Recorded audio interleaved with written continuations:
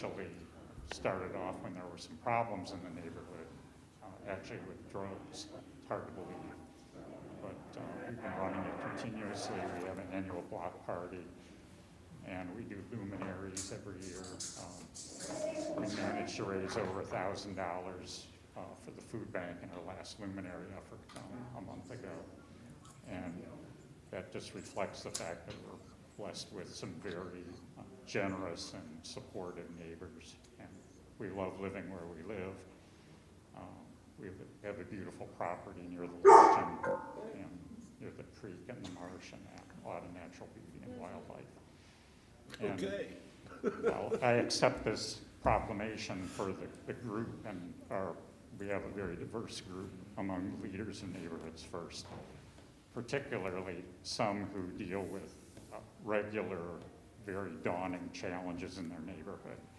And for example, the people in Washington Gardens and Andy Smith at Medal of Honor and Collegiate Acres, there are a lot of people who are not real community minded and not very supportive. And these are really the people that should be accepting this because they have the challenges. I'm really very lucky and very blessed to live in a neighborhood where people own the houses that they live in and really try to care about it and about the community. So I think we're very lucky. And I do thank the city for their support of us.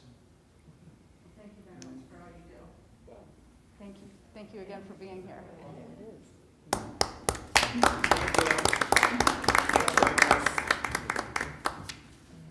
Eric's working on it. We'll get one. You guys want to get a picture?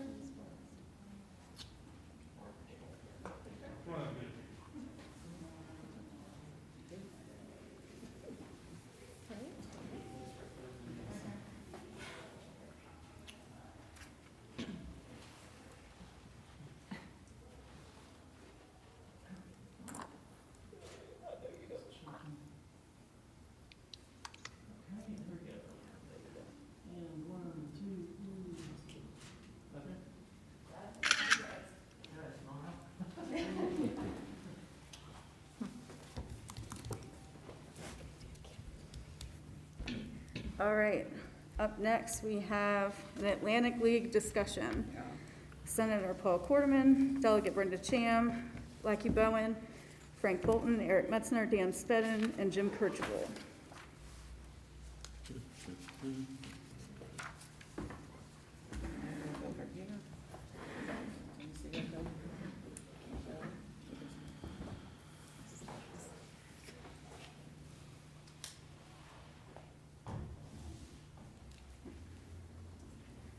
Senator Quarterman, are you on?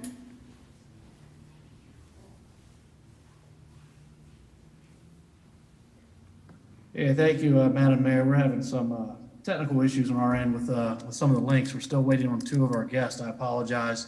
If you just give me another minute here, I'm trying to get in touch with one of them here as we speak. Sounds good.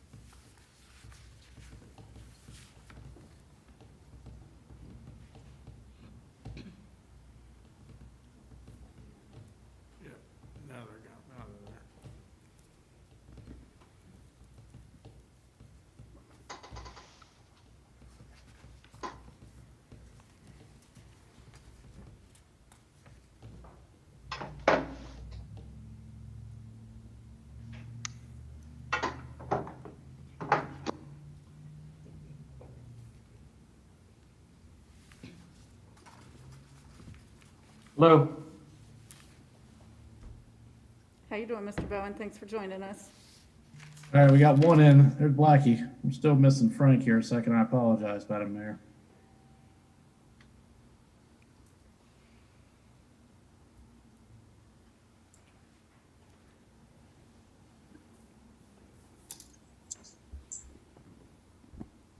Can you hear me okay? I can. Hi, Frank. All Hi, right. Blackie. You see me okay? Yes, sir. A bit, I'll be more in the center. All right, Frank, we're live here with the city council. First off, I apologize, mayor and council, for technical issues there, but thank you for your understanding here. And with your consideration, we're ready to proceed. Yes. Perfect. Senator Quarterman, are you going to kick it off? Yep, I'm fine with that. Just want to make sure everyone's good there on your end. All right, fantastic. Well, first off, thank you for having us here today as we discuss exciting economic development opportunity that we feel has the potential to transform the core here in the city of Hagerstown like no other. UIP was a great success, as we all know. A lot of it has to do with the support of this body here. And hopefully it'll be even more successful once we can get out of COVID. But we have to build on that. We cannot remain stagnant. We got to keep moving forward.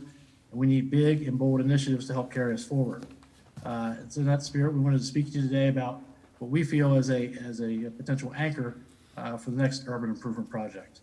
One that would help transform multiple housing opportunities in our core to help raise the housing stock and increase the tax base, revitalize community neighborhoods, and continue infrastructure investments within our community.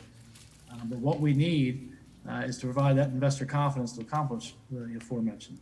And this is a catalyst project that can help carry all that forward. With that in mind, it's with great excitement that we bring an announcement today that the Atlantic League of Professional Baseball has awarded conditional approval to award a team in the city of Hagerstown. There should be a letter that you guys have received from the league president, Rick White, speaking to that. You should also have a couple other letters from some other entities with support to Mr. Bowen as well. Now, part of that approval is the establishment of a new facility. So not only did we want to discuss with you today, this is a very exciting announcement that the Atlantic League has selected Hagerstown and Washington County to be a part of, but we wanted to discuss where things are and possibilities and potential for the future regarding the multi-use sports entertainment facility at the proposed location of Baltimore and Summit, a project that I know historically you guys are all aware of. Obviously, we've lost the Suns, but we've been planning for that. And quite frankly, the opportunity we have here today is so much better than anything that we could have had before. This proposed partnership provides an opportunity like never before. Local ownership, which is key. Local ownership with a team that has a desire to be a part of this community. At the same time, it has the ability to serve as the anchor for major economic development and job opportunities in the heart of an area that is so desperately needed. The goals remain the same. Continued revitalization of downtown Hagerstown, raising the tax base in an area that's not only desperately needed, but at the same time bringing significant revenue in towards the priorities that many of us have, like public safety and fire and rescue. We want to bring more people into downtown with disposable income, support and grow the restaurant, retail, and housing markets, and to accomplish this regarding the increase in the tax base we spoke of. And obviously, we want to provide employment opportunities to a part of the city that has been long underserved for far too long. In order to achieve that, we have to provide that investor confidence. And we feel this project brings exactly that. It is the true definition of a catalyst project. And this is not only about investor confidence and revitalization, but it's also about hospitality, and it's about the community, and that's our community. Eric, who is the president of York Revolution, will speak more to this. However, while a project like this needs an anchor tenant, which we have with the selection of the Atlantic League choosing Hagerstown to be a part of, it's also about so many more possibilities.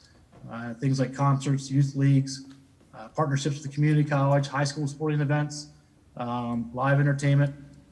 Really the possibilities are endless for all the different opportunities that we could have in downtown. I'm sure you guys are all aware, as most of these things have gone through this body in the past, there were multiple studies that have been completed over the years, and all of them point to how successful a project like this could be. But you don't have to just look at the studies. You can look just to our north to York, which is why we invited Mr. Menzer from York Baseball to come here and talk with us today as well. So with that being said, we want to introduce a man that I know that you guys are all familiar with, a gentleman who involved in our community is truly remarkable, and a man who, as a community, we're so much better because of him, Mr. Blackie Bowen. Thank you, Senator. I appreciate it. And Mayor and council members, we appreciate the opportunity to visit with you today. I've never been involved in minor league baseball in any way, shape, or form.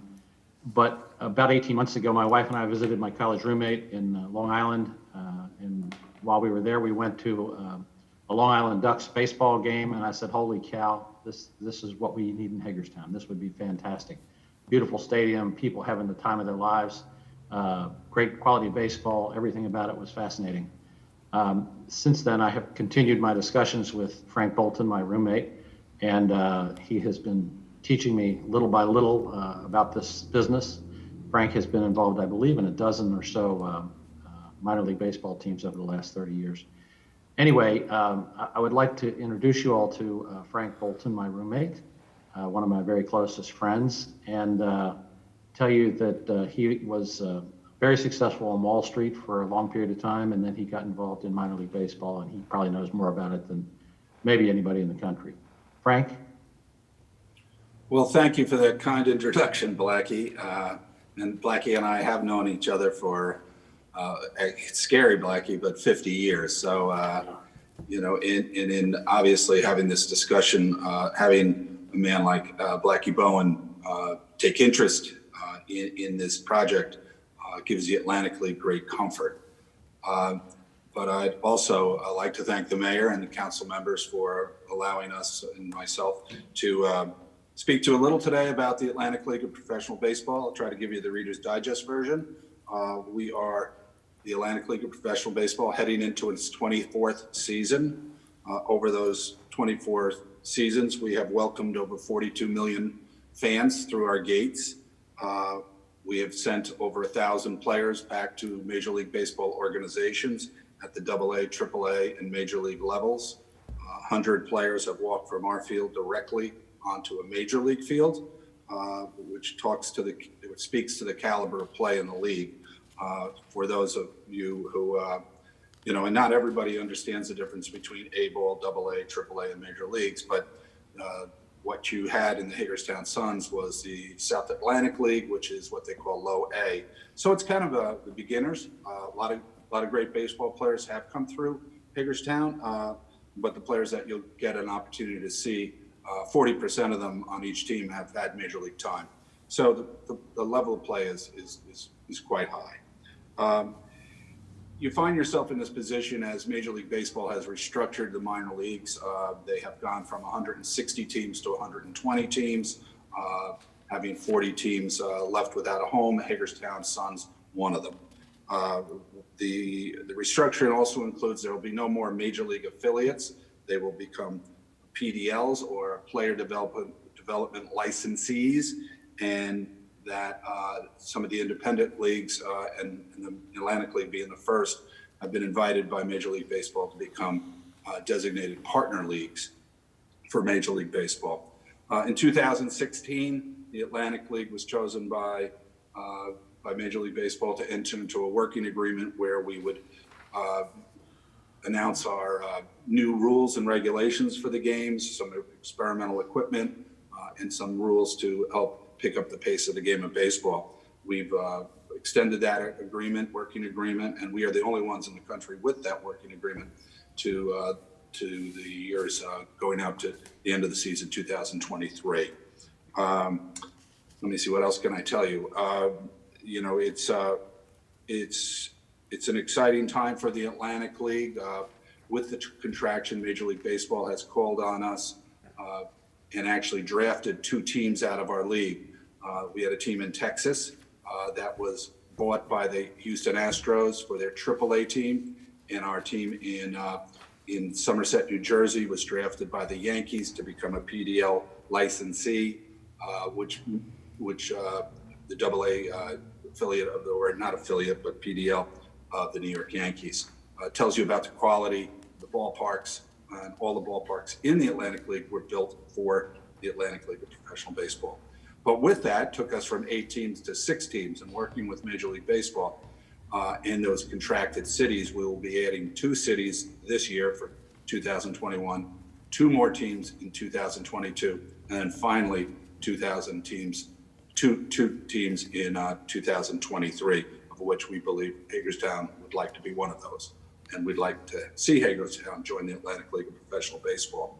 I guess about a year or so ago, there was a contingency with Senator Quarterman and Blackie and Jim and Dan, and they all visited Lancaster, Pennsylvania, and York, Pennsylvania, and they identified a lot with York, Pennsylvania. So we've asked Eric Menzer, who's on the phone, I believe, at this point, to actually, I'd like to introduce Eric, and he'll talk to you about York and the similarities with Hagerstown and why we think that, that would be a great model for Hagerstown. So please welcome Eric Menzer, president of the York Revolution.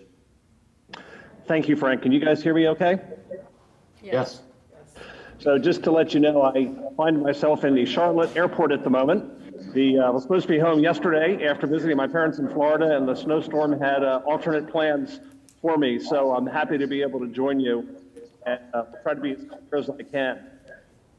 I've been the president of the York Revolution since 2010, but I did not come to that position with a sports background. Rather, I started my career in York in public transit and then spent 7 years as the City of York Economic Development Director.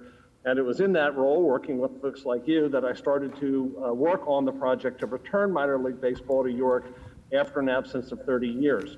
I then left the city before the project became successful, but I had the good fortune to go to work in the downtown real estate development business and company that ended up serving as the construction manager for the project. I was the project executive for the construction of the ballpark in York, and as I mentioned, then in 2010 became the president and have been there ever since. My perspective on this is, look, I'm a huge baseball fan, but I'm an even bigger community fan, and I think the parallels between Hagerstown and York in this regard are remarkable. I've been to Hagerstown a number of times, and the character of our cities is very similar. The challenges our cities face are very similar, but so are the opportunities. And I'm willing to help in this effort because I couldn't be more excited than to have another league member and to see another community benefit with the way that York's community has benefited. I will tell you that we went through all kinds of struggles of politics and real estate and money and all kinds of things before we finally were successful after 13 years of trying to bring minor league baseball back to York. And in fact, I attended my first Atlantic League game in Frank's Ballpark in Long Island, and it was the best decision we ever made to become part of the Atlantic League. That has worked itself out recently, and the fact that we control our own fate, we are not beholden to Major League Baseball for our success. I can tell you that what Senator Quarterman said is true. Our ballpark has served as an anchor, as a stake in the ground that has created tremendous investor confidence on the north side of our downtown since it was built. The ballpark was built in the middle of a sort of abandoned and desolate industrial railroad corridor, former industrial railroad corridor that ran through our downtown.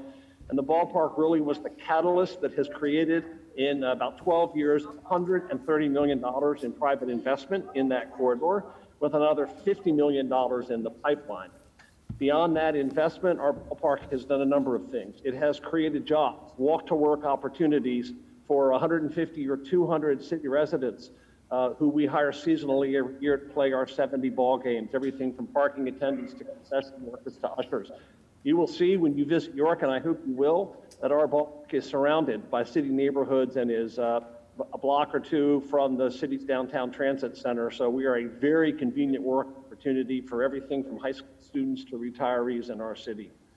We also are a major contributor to the quality of life in our entire county. It's very interesting to me that a lot of our largest employers in York County bring prospective executives to our ballpark, whether there's a game or not, because they want us to show folks what the York community has been able to accomplish and that it's a great place to live. Part of our success is, interestingly, because what has happened in York is what Blackie and the others are modeling in Hagerstown, which is very, very strong, deeply rooted community local ownership. We have one principal owner in York but 13 additional community owners, all of whom are Yorkers, all of whom are completely committed, not just to minor league baseball, because it's about far more than that. They're completely committed to community. As evidence of that, last year when we did not play Atlantic League baseball games, we had 160 events in our ballpark during a COVID environment. So I think it speaks to sort of the way the facility is not just in words, but in fact, in truth, is a community asset. We'd love to have you guys up to York this summer. In fact, the Atlantic League announced today that our 2021 season will begin on Memorial Day, and we'd really love to have you come up this summer and see not just the ballpark and what we do, but I'd be happy to connect you to the mayor and the city council members in York, have them show you what I'm talking about in our downtown and what's happened around the ballpark. I'm going to be forwarding some contact information for our mayor, our city council, our county commissioners, and others in York that you can talk to independently, so you don't have to take my word for it. Now, I sound like an evangelist, but it's because I believe so much in what the project has done.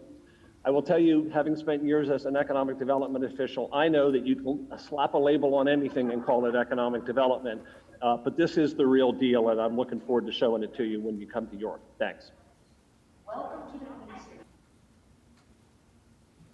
Thank you, Eric, for sharing that. And, you know, we wanted to obviously make this announcement to you guys because I think it's a very exciting opportunity that, for the city of Hagerstown and Washington County. That we're tremendously grateful and excited that the Atlantic League has chosen Hagerstown. That's a big deal. You know, there's a lot of communities across this country that lost, you know, these opportunities. We lost what was our #1 tourist attraction here in the city of Hagerstown. And the fact that we could have an opportunity here to not only replace it, but replace it with something even better is very, very exciting. You know, what we hope to do going forward, and part of not only the announcement of that was made here with the Atlantic League today, is I am hopeful to be able to pursue legislation here in the Maryland General Assembly to help support this project. You know, as this project has been talked about for probably the last 20 years here locally. You know, Eric had mentioned 13 plus years in York. I think we haven't beat on that one. A lot of it comes down to the finances. We understand that. You know, that is always the #1 question: is who's going to pay for this? How's it going to be financed? Things of that nature. So what we are proposing to do, and wanted to bring to your guys' attention, and welcome your feedback and input and things of that nature. The Maryland Stadium Authority has been around for about 20 years. I know you guys are very familiar with the Stadium Authority, as they're in the process of wrapping up the Phase 2 study of the Baltimore Summit location. They have, over the years, taken on legislative initiatives in regards to not only the original facilities that were built in Camden Yards and Raven Stadium, but also the Hippodrome, Baltimore City Convention Center, the Ocean City Convention Center, to name a few across the state. And we are looking to see if we could add our project added to a legislative initiative within their bylaws to make this project part of their package, so to speak. And so that is one thing we're going to do, and with that hope of them being able to take on the lead of that to manage and construct the project. At the same token, we're going to look for you know, funding model and a financial model that is as minimal as impactful to our locals as possible. You know, in that spirit, we're looking for something in the form and fashion that was originally done with the facilities in Baltimore. And so that's what we're going to go down there and see if we can work out. So obviously, we wanted to make sure that this was brought to your guys' attention. And again, welcome any of your input and feedback as we go down this path. You know, and hopefully we're able to deliver what truly will be an asset to our community and provide a tremendous amount of economic prosperity to our downtown. You know, one thing I think that I may have missed that I've heard Eric say in the past, and I believe there was a map that may have been distributed amongst you guys of the economic impact in York.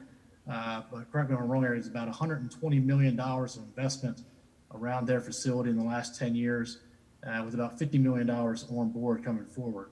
And that is just a tremendous amount of economic impact to an area that obviously is so desperately needed. So, you know, that's kind of some of the exciting news we wanted to bring to you guys today. And obviously would welcome any feedback or questions, and I'll defer back to you, Madam Mayor, to take that lead there. Thank you, Senator. Do you guys have any questions for anyone in the group there? I do.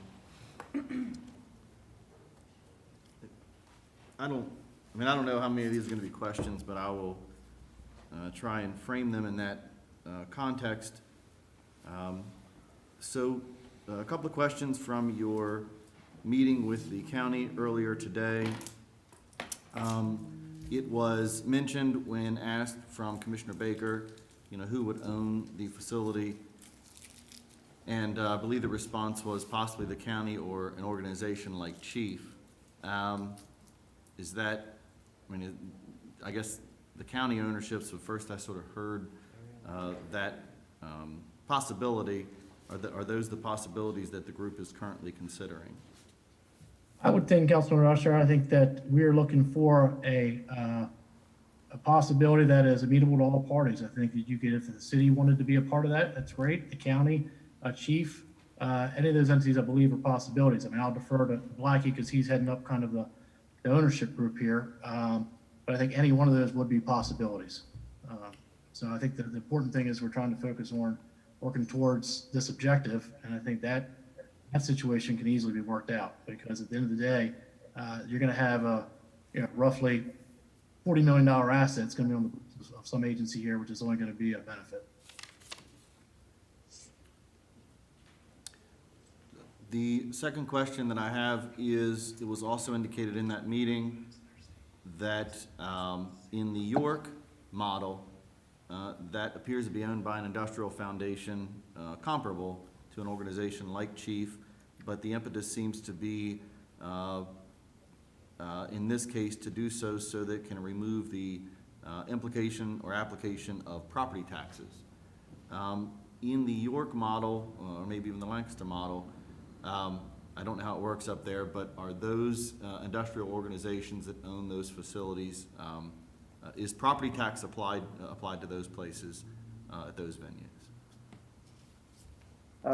This is Eric. I can jump in and answer that.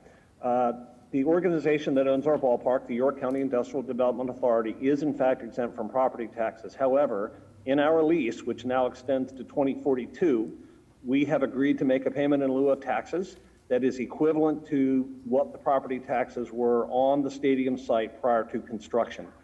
So we pay about $110,000 a year in a payment in lieu of taxes. We also lease our primary parking lot from the school district of the city of York and pay them $45,000 a year to use that parking lot. I can speak for Long Island. The ballpark in Long Island is, it was funded by a $14.5 million grant from the state, a $5 million contribution from the county, and $3 million from me. The county owns the facility, has a $22.5 million asset on their books, and is happy to have it on their books when they only contributed $5 million. And they are obviously there is no real estate tax when the county owns it.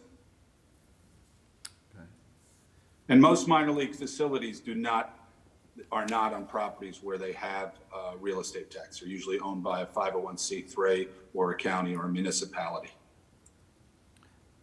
In follow-up to that question, here within this community, we have the amusement tax, which is actually an item on our budget deliberations later on this evening. Is the interest at this time simply as it applies to property tax, or are we looking at possible requests for exemptions from other taxes like the amusement tax? I understand the question, but I don't think anyone in the city, we're looking for an exemption from property taxes. We're looking for a partner in order for this facility to move forward. There's been no discussion to my knowledge in regards to amusement taxes. That is correct me if I'm wrong, council member, that's a tax that's on a per ticket basis. Is that correct? I believe so.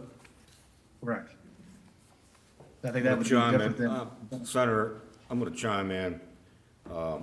If this facility were located at the site that we've discussed, that's in the A&E district, and being so, it would not be subject to A&E tax.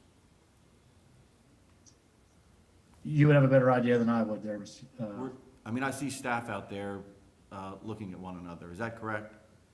I believe it's correct. It's either within the arts and entertainment district or just on the edge. It is in the A&E district, unfortunately, because we had this discussion, well, now 9 years ago.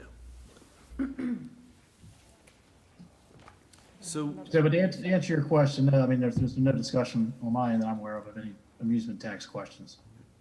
so just to clarify, the entity's looking for an ownership structure that would not pay property tax. It's not looking to be exempt from property tax.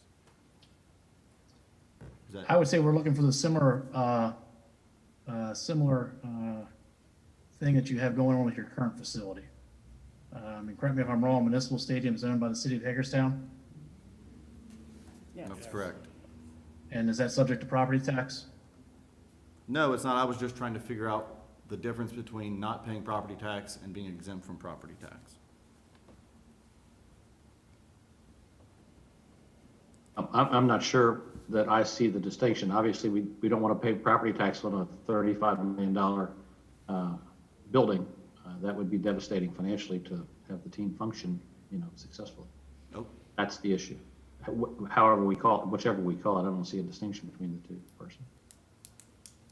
okay, I just want to understand clearly, because, I mean, this body talks about investment from businesses all the time, just like others that we have here this evening, that the property tax application will apply to and does apply to on a regular basis.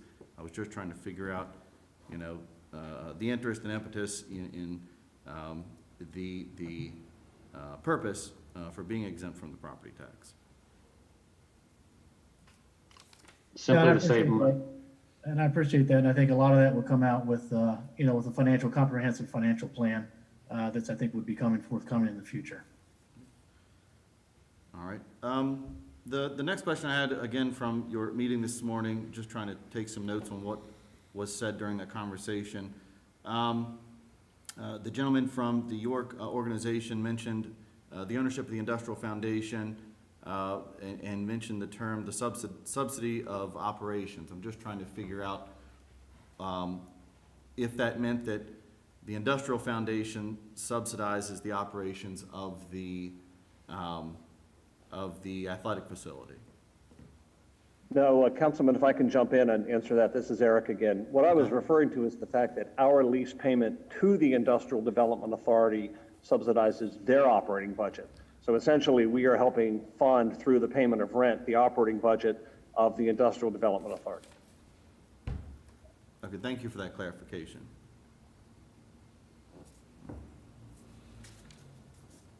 I have a couple of comments I'm going to make here. And I will tell you from the outset, I've shared the interest in sharing these comments with the mayor ahead of this meeting. Number one, I wanted to thank Mr. Bowen for taking my call the other day. I would hope that conversation confirms I'm a fairly direct, honest individual. When it comes to this or any other subject, I like to make sure that when folks hear what my position may be on something, that they hear it from me directly. And the next thing I'll say is, and as I shared with you on that call and that I've shared in public venue here, I don't believe this to be the most beneficial downtown location. I've said it before, I think that location is about 3 blocks away on the eastern part of downtown that also happens to be along Baltimore Street. And, being what it is, a private venture, I also have said repeatedly, if all I'm being asked to do is fund a parking deck that I've said over and over should have been built 10 years ago. So we simply charge folks that go to a private place like this to patron it, and we simply charge them a fee to park in a facility we own. That is an integral part of the infrastructure obligation the government has in supporting private ventures. So I have no issue saying either of those things. You know, in this case, most of the dialogue and concern that I've provided in the past are rendered relatively moot when the city doesn't have to absorb the obligations and responsibilities of the debt service, doesn't have to deal with the cost associated with improvement for accessibility, doesn't have to worry about the concerns of environmental remediation, doesn't have to go through the process of negotiation for land acquisition, doesn't have to deliberate on team and tenant negotiations, and frankly, doesn't have to generate community buy-in, because it's not our place, it's not our venture. And, you know, for me, it's the parking deck and making sure that the integrity of the cultural trail that we have publicly invested in remains intact. Those are my two responsibilities. Therefore, I find it a little bit difficult, one, to read an article already out today through WDVM that suggests that the city is assisting with the design, the construction, and the financing of this project. Just so the public's real clear, we are not assisting with the design, the construction, or the financing of this project. Happy to assist and contribute with the public infrastructure associated with such of a public or a private project. The second thing I'll say is I sat in this room a couple of weeks ago. Everyone here clearly understood and heard my concern of meeting outside of the view of public on certain subject matters. That did not occur.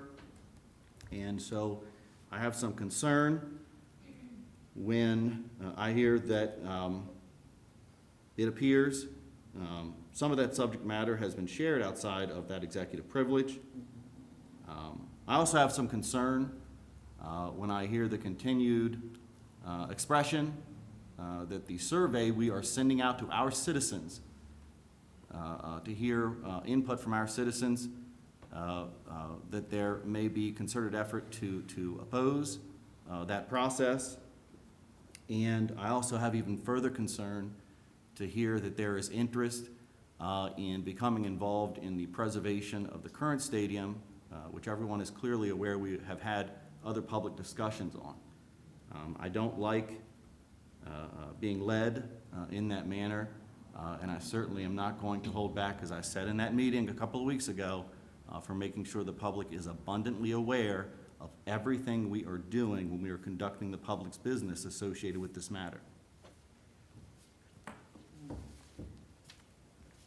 Thank you. Do you guys have any questions for the group?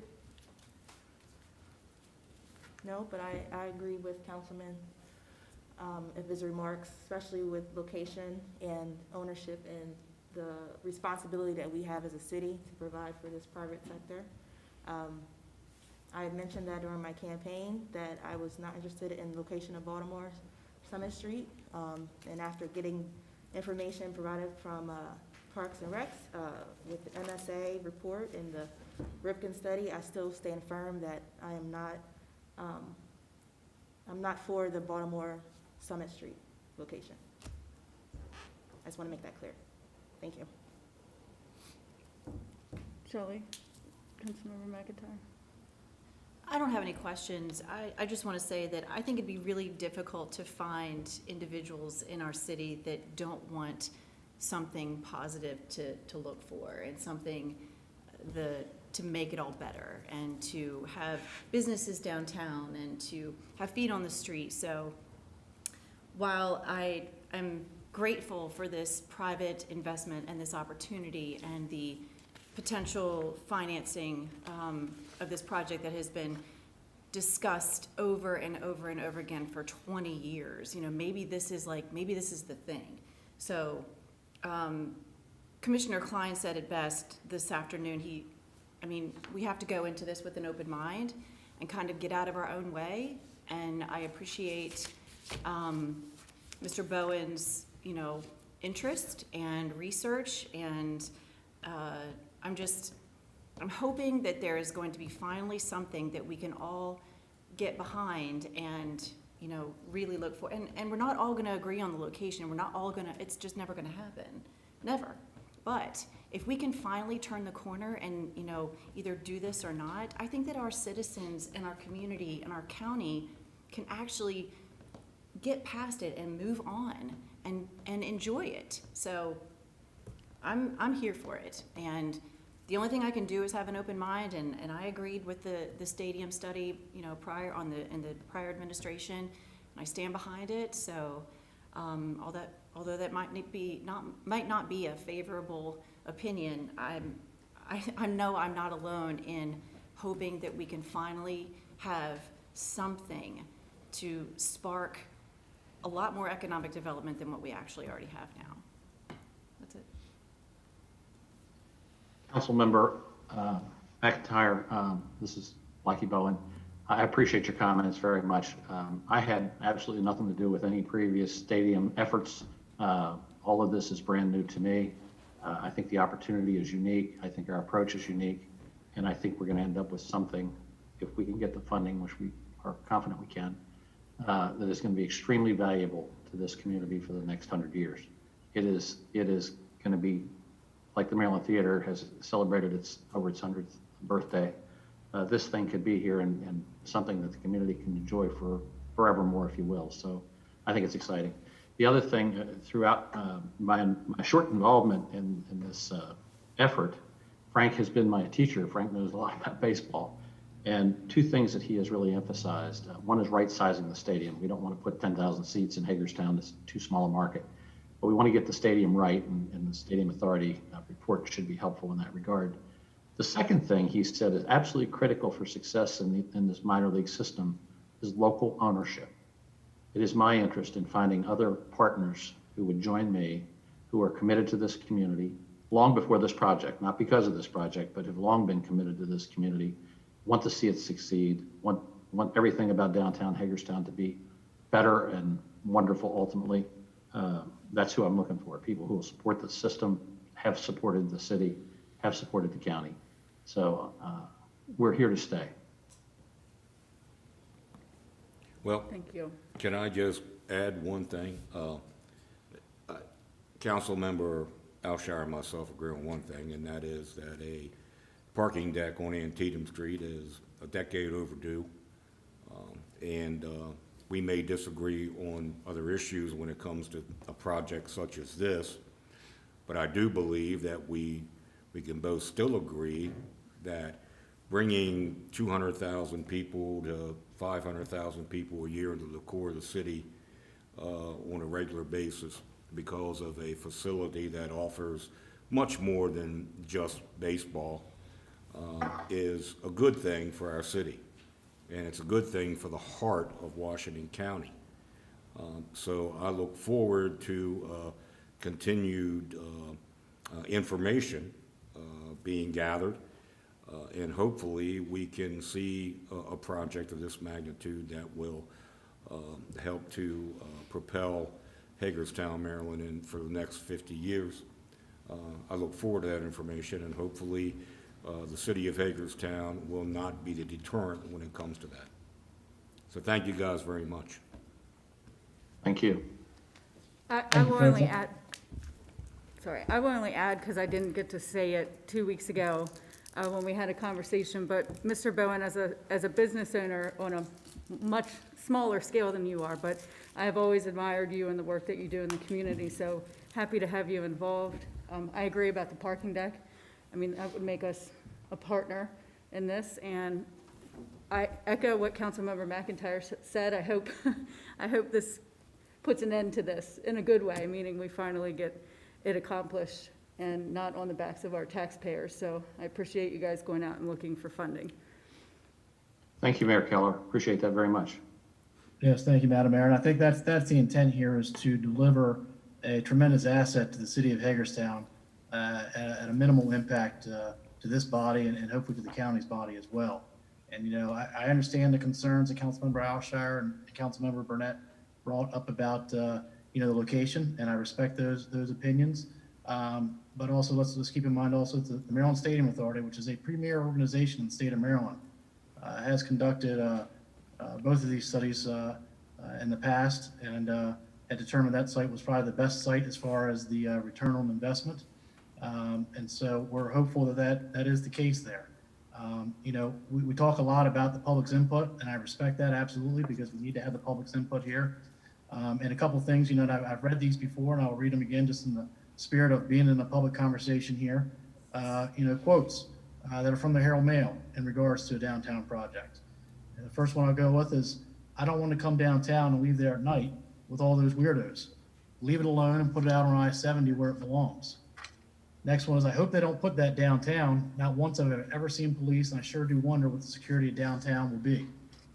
From a county commissioner, there are issues about parking, transportation, security that come into play with the selection of this site.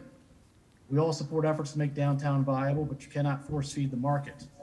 And lastly was an article in reference to Tim Rowland that wrote, said 20 years from now, the decision will be either seen as bold or creative or crazy and pigheaded, and only time will tell. And I read these quotes repeatedly because these quotes are not to this project. These quotes are from 1999 in the University System of Maryland. And it's my understanding, and correct me please if I'm wrong, if anyone in this body thinks that was a bad investment. The University System of Maryland has been a tremendous asset to downtown Hagerstown. And without that investment, we wouldn't have a UIP1, we wouldn't have a Barbara Ingram School, we wouldn't have a renovated Maryland Theater. So, we understand these are difficult decisions, and we understand that these decisions need to be made, though in a manner that's going to lead us forward. And everything that we have seen in these projects in the past, and you don't have to go too far north to York, and I hope that we will have the opportunity for people to see some of these things, because the impact that is made in the communities where these projects exist, it's just tremendous. And to have the opportunity to do that is an opportunity we cannot let slip by. And so I look forward to hoping to pursue this matter here in the General Assembly, and I would just only hope and ask that there would not be any opposition from this body as we pursue that.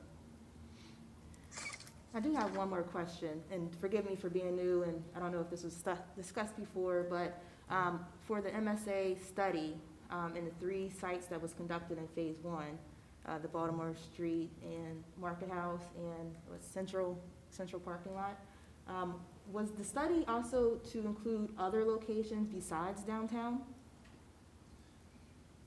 My understanding from my recollection, and please any council member feel free to jump in, I was involved in those conversations before, it was downtown had always been identified as the biggest return on investment. You could put this facility in an area outside of town per se, but if you're looking for the biggest return and the economic opportunities, would be downtown. Now, when the site selection was made during the phase 2, there was more than just those 3 that were discussed. There was about 9, if I remember, 7 to 9, some of that in that realm. One of those being, I know the location that Councilmember Alshire completely spoke about. That site was talked about, during that selection process to go into phase 2. Thank you. I have another question as well. Is the county delegation going to be involved in this process, and are they in support? Well, I can only speak for myself, Madam Mayor. I can tell you this is a standalone bill. This is not a delegation bill, but much the fashion of many bills that go in from all our delegation members that benefit our county and our city that are not delegation bills. There were bills last year in regards to Fort Ritchie that were put in as standalone bills from a delegate that benefit obviously the county as a whole. So to answer your question, it's not a delegation bill, it's a standalone bill. But I have spoken with all the delegation members. We have another representative on this call that I'll let her speak for herself. But I have spoken with all the members, but we're looking to pursue this, on a standalone bill. Delegate Cham, is there anything you wanted to add? Good afternoon, everyone.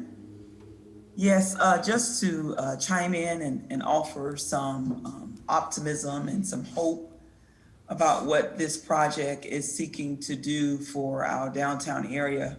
Being new to the delegation and new to the conversations, and being brought up to speed by Senator Quarterman about what this ballpark is going to do for the Hagerstown area. I am in full support of it. And I believe Mr. Menzer really just sort of brought it all together and sort of stated that it's not just about baseball. I'm not a baseball fan either, but it's not about me.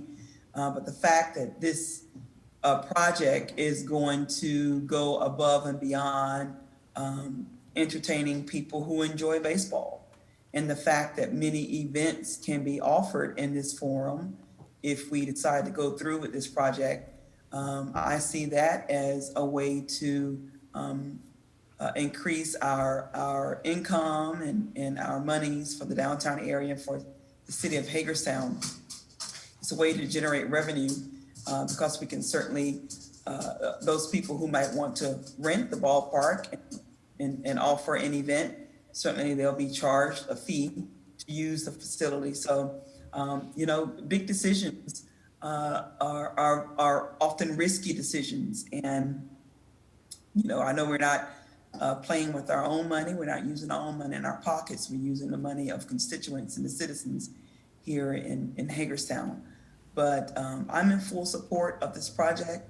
Whatever we can do to improve our city, to bring people into the city, and not just bring them in, but to keep them here, to retain them for years to come, and offering families a place, a venue where they can go and engage and be with family. I think that's something hopeful that we should look forward to doing.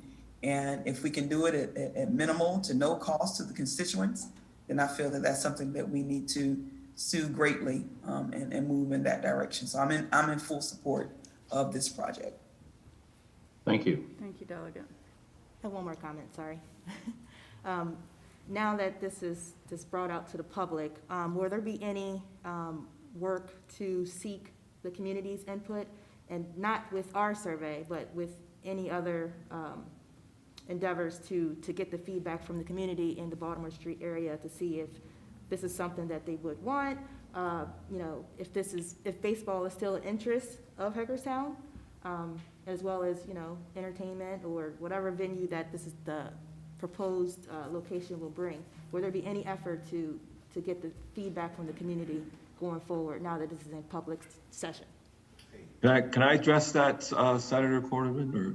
Sure, go ahead, Mr. Spedden, thank you.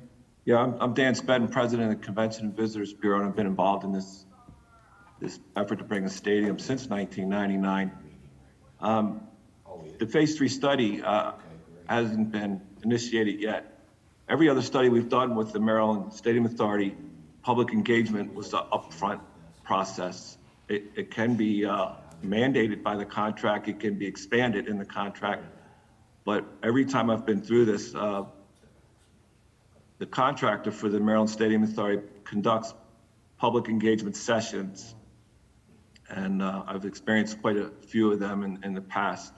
If the initial contract language isn't sufficient, then you have the opportunity to affect it to add more public engagement. But I do think it's been part of every phase of the study, and it will be part of the next phase as well. Thank you. Yeah, I think he said it the best there, is the public has been engaged throughout this process, the last two studies, and there will be no reason not to continue to have the public engaged as we move forward. Part of the reason why we wanted to come to the public today with this exciting announcement. Again, the public is aware that obviously we lost the Suns, and so people were curious of what that meant as far as the fate of this project that many have been working on for a long time. And the good news is this project's not only alive and well, it's stronger and better than ever before, especially with the addition of the Atlantic League and local ownership. So this just makes a good opportunity even better. But to answer your question, absolutely, public engagement has always been a part of it and will continue to be a part of it. Thank you. Do you guys have any further questions or comments for the group? All right. Thank you guys for joining us today. Thank Thank you. you for your time. Thank you. Appreciate it. Thank you. Thank you. Bye-bye.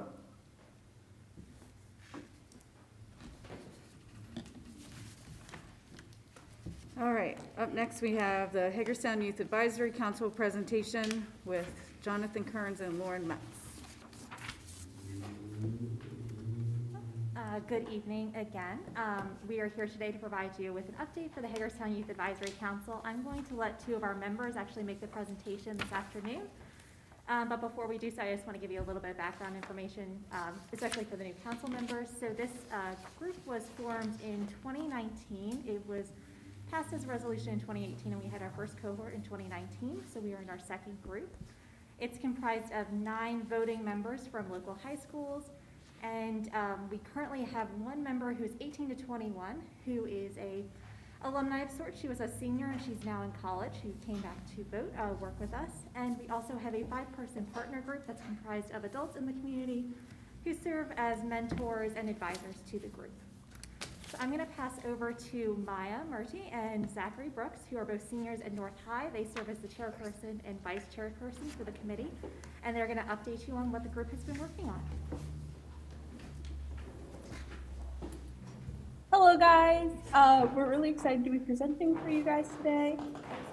Let me share the slideshow real quick and then we will be ready to go.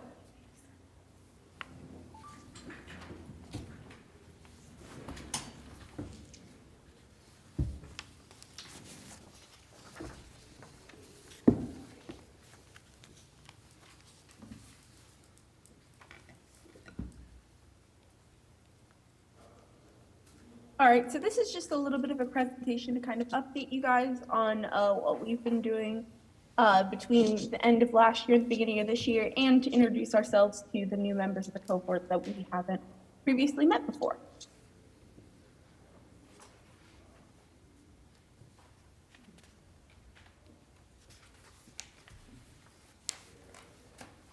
Okay, Lauren already summarized this to y'all, but we are a body that was established to provide feedback to dignitaries, agencies, and obviously the city council on youth issues and other things along those lines. Since we have some new members, we wanted of our cohort that hadn't met this current administration, we wanted to go in and take a minute to introduce them to you. So as we go into introductions of different members, there are different things that we have built into our organization, like our subcommittees, which are like our 3 major goals that you're going to see kind of addressed as we make these introductions, and position. So we have basically like 4 positions. There's the chair, the vice chair, the social media head, and the secretary. So those are 3 different positions you'll see showing up, and the different subcommittees are wellness, environment, and financial literacy. And you'll see those show up throughout the presentation as well, and we'll elaborate more on those as they come up. So our 2 first members are Kevin Bocoum, who is he was recently promoted to a member after serving as a alternate, and his subcommittee is wellness, as well as Zachary Brooks, who is here with me today, who is our vice chair, and his committee is environment. Okay, next we have Tashera, who is a member as well. Her subcommittee is wellness, and we also have Blessing, who is new to the council this year, and she is also a member and on the wellness subcommittee.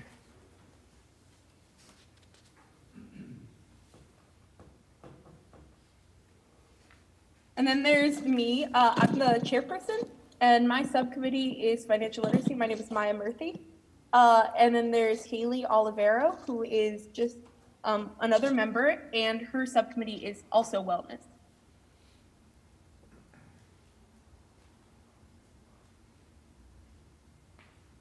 Okay, Eden is a new member to the council, and she is our secretary, so she keeps our meetings organized and takes all the notes at our meetings, and her subcommittee is wellness. And we also have a returning member, Ethan, who is on the wellness subcommittee. Next, we have Summer, who is our 18 to 21-year-old adult member, if you will, and her subcommittee is wellness. And then we have Tina, who is an alternate member, and her subcommittee is wellness.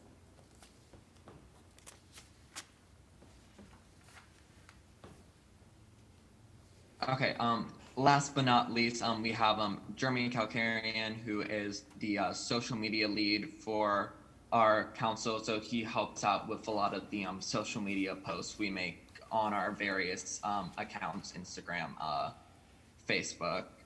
and his subcommittee is financial literacy. So last year, a lot of our goals, well, our last term, 2019 through 2020, were basically about establishing the committee. The committee was very new last year, and it was really our first time doing it. So we established bylaws, we formed the subcommittee process, and we basically created the structure that we'd be seeing moving forward. And this year, we want to focus on establishing a greater community presence, having a more open line of communication with mayor and council, just to kind of advise you guys on different issues, and as well other city organizations. So those are our primary wishes for this year moving forward.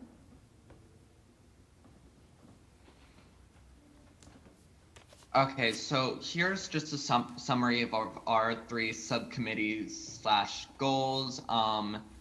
Firstly, we have financial literacy. A big thing we did with financial literacy last year was we posted a lot of educational resources and advice pertaining to youth about financial literacy to our social media.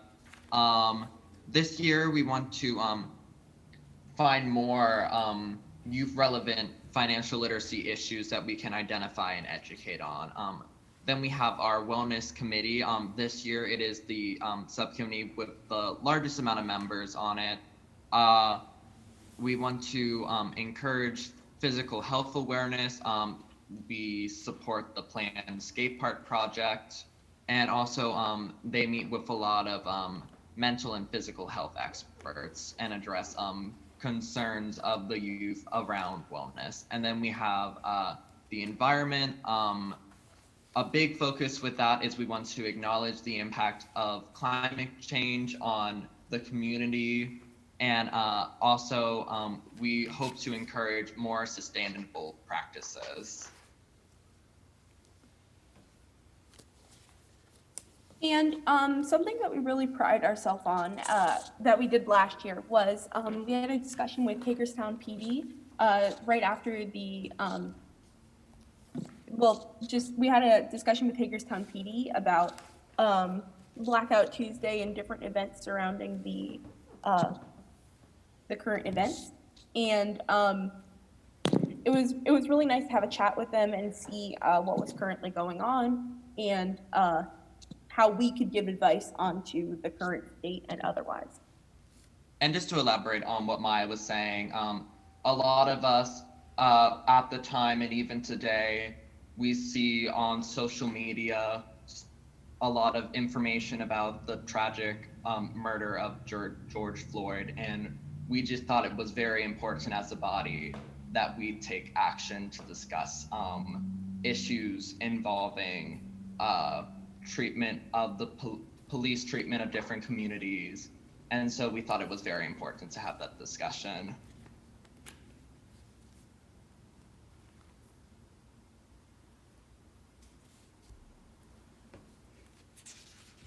Okay, next we have the Skatepark Project, which we sent a letter to the to mayor and council about after having a meeting with Rodney Tissue.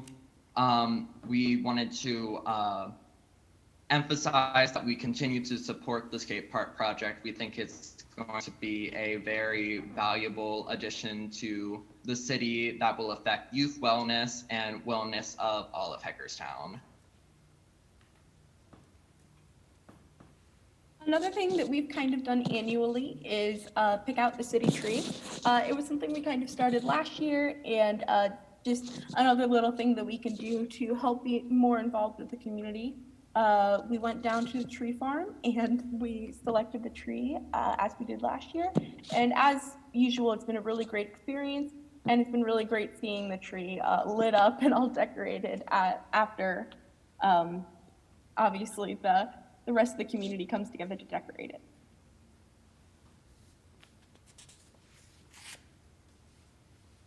Okay, and we wanted to highlight quickly that we speak to a lot of different community groups, such as the Rotary Club in July. We gave a presentation to just going over some of our goals, and it was a really good event to let the community know that we're a presence in the community.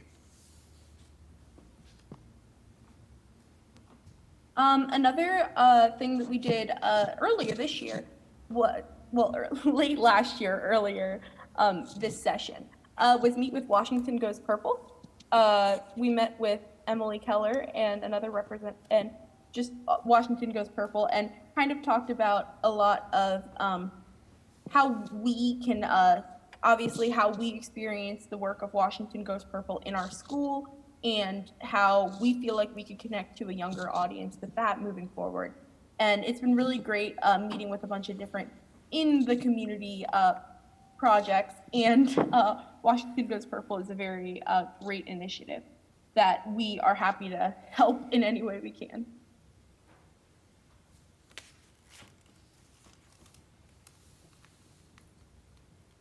Okay, recently we had a meeting with Dr. Alan Quigg and Douglas Spots of Meredith on the 4th of January. And one of our biggest takeaways from this meetings was a discussion around food deserts in the community, and that's something that we're especially interested in, especially as it pertains to wellness. We think it's an issue that could definitely be more addressed in the community, and we thought it was a very interesting conversation we had with them about it.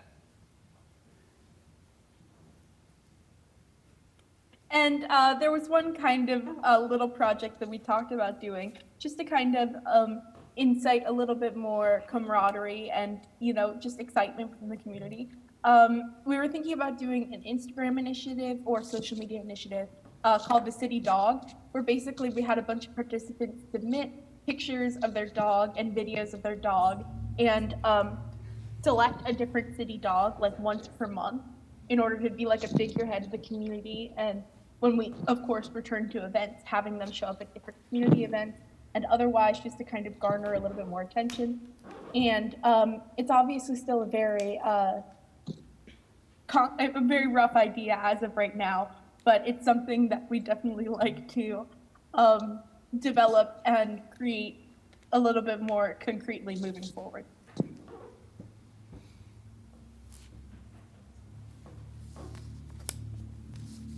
We just wanted to thank Jonathan Kearns and Lauren Metz for their continual support of our meetings. Without them, we wouldn't be able to meet and have these discussions with different community leaders. So a giant big thank you to them. Also, we wanted to thank our partner group. They also provide a good bit of guidance to us, as well as Shelley McIntyre, Councilwoman McIntyre, who serves as our council liaison. She comes to a lot of our meetings, and we're very thankful to have her support. And just overall, we wanted to thank you, obviously, for your time today and allowing and giving the chance for us to explain a little bit of what we're about. And of course, we're happy to field any questions you guys have about further development of any ideas or otherwise. Or any other topics that you'd like our advice on, we'd be happy to answer some questions right now. Do you guys have any questions for the Hagerstown Youth Advisory Council?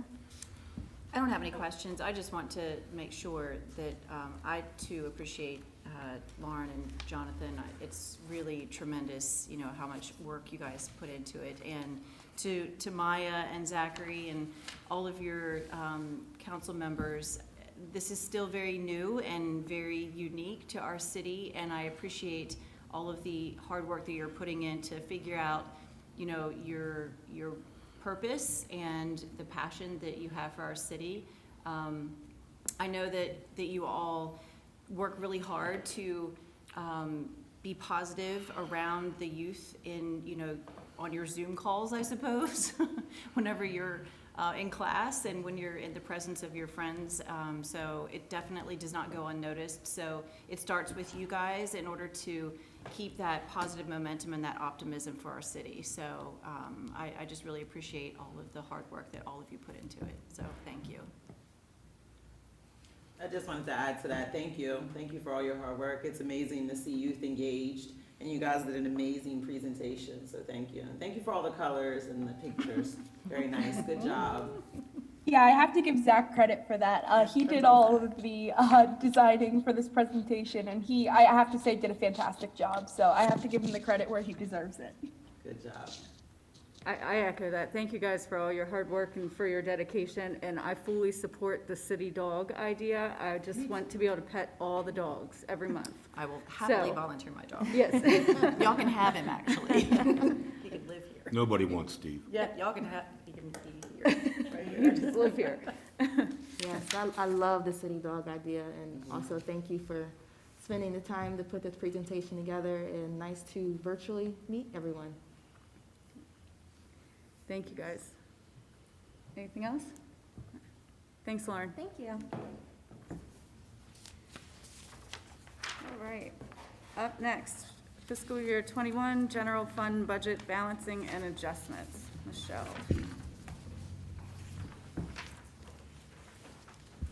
Good evening. I wish I had something as exciting as getting us all involved in something as positive as, the dog. Can we buy a That's dog? bad idea. But can we buy a dog? Seriously. Pretty colors. Those are sometimes conversations that we have during budget review sessions with the police department, because investments in our canines is something that we all believe in, and it's not the cheapest thing to do. So I'm here this evening. Typically about this time of year, I would come in and be doing a big presentation and talking about next year's budget. And I can certainly do that, and then I can give you just a brief update on where we are. But as a continuation of a year of many things, our fiscal year 21 budget, before we can move forward, I need to formalize with this group and body where we stand, come back at the end of February, get a vote and move forward, and kind of close the books with everybody for fiscal year 21. So several weeks ago at the end of January, I presented verbally just an update, and at that time had a recommendation and a suggestion for moving forward, and that was basically to utilize one-time revenue reimbursements that we received from the county to help offset our anticipated revenue losses that we have been projecting since April, May, July, and for the past several months. So, because those dollar adjustments are so significant and have such a huge dollar impact, again, we need neither City Administrator Nicewarner or myself have the authority to make these adjustments. So I want to make sure that I'm showing you a chart, and that whenever it's time to vote on it, you won't be surprised. So in the middle of my memo, and again, tonight I'm talking about general fund. So once we start talking about budgets, and we talk about the concept that March 31st, it's both Scott's and my primary responsibility to provide the council and our citizens in the community a balanced budget. It's a balanced general fund budget, meaning we have some other enterprises like electric and water and wastewater, and because they are enterprise funds, they don't necessarily have to be balanced. If they have a slight surplus in one year, they have a surplus. If they have a deficit, it's kind of comes and goes in cycles with those. But for the general fund perspective, we have to bring you a balanced budget. So what this snapshot is, again, is the general fund. And just as a reminder, because we're probably have all forgotten, but at the end of March and when we looked in April and May, our original budget had anticipated a $3,032.70 surplus, meaning what we had anticipated pre-COVID in the way of revenue was a little bit greater than the overall expenses and how we were going to utilize those current year funds. The rest of this, the first two lines I just want to talk about is more technical in nature. We've already moved forward with a lot of the ordinances that it would take, but when we did the initial budget back in the spring, we did not have a separate fund established for stormwater management. So SWM, SWIM, Stormwater Management. We now have a separate fund. The prior administration gave approval to set up that fund and also to set other things in place. So in our overall operating budget in the general fund, we had just about $1.3 million in expenses, but we also had offsetting revenue, which was going to be a stormwater fee for those. I need to reflect that and show that because, again, I got to remove it out of the general fund and move it to stormwater fund. Next is an item that we have not necessarily discussed here publicly during this meeting, but it's certainly something that we have discussed at length with both Jill as well as Jonathan Kearns, and I should have made him stay on the line. But one of the things is that we had taken a step back, and I'll give kudos to Jonathan Kearns for doing that, to look at how we are allocating our resources and charging our staff resources for what we are doing that is community development block grant fundable. And so when we really took a step back and looked at that, we realized that there was approximately $35,000. Again, we didn't increase staff, we didn't decrease staff. All we're doing is taking a step back, looking specifically at job duties and functions and the role of several of the staff within the overall community and economic development area. And again, Jonathan Kearns is a large part of that. And even though he, was here as part of the prior presentation, he does spend a tremendous amount of his time and efforts working specifically for items that are CDBG initiatives, and he spends a good amount of time before this body with those types of things. So again, this is just a change in how we are allocating our resources. It's definitely eligible, and we continue to look at that every single year, and actually it's one of the items we kind of review when we start the budget process. The biggest pieces and sections are everywhere that starts with July 21, 721 MC memo, and all I'm doing there is since July 21st, and probably every single month since, I have produced a memo, and it's literally, where we anticipate our revenue decreases.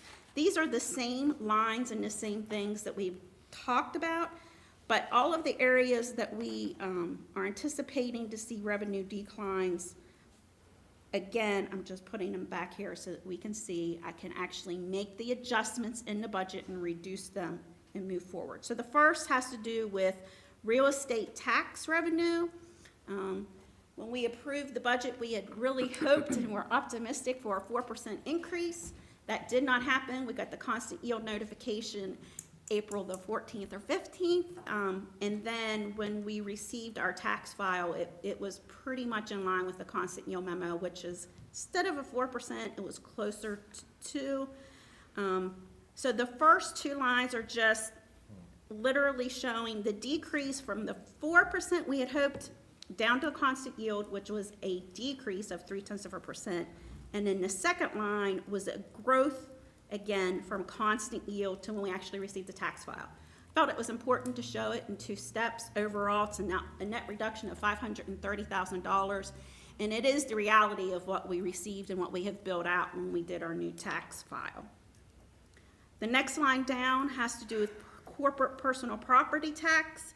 And again, anticipating a reduction in revenue there of about $150,000. Full disclosure, at the end of all of this, the reality is probably going to be real estate's going to be better than we hoped, and corporate personal property is going to be a little bit worse. This $150,000 reduction is about 5% over what we had in the budget. I will tell you right now, when I look from July of the prior year to January of 2020 compared to July of 21 to just today, our corporate personal property is significantly behind, and we still have several organizations, because the filing of these tax returns was delayed, that we still haven't got information on yet.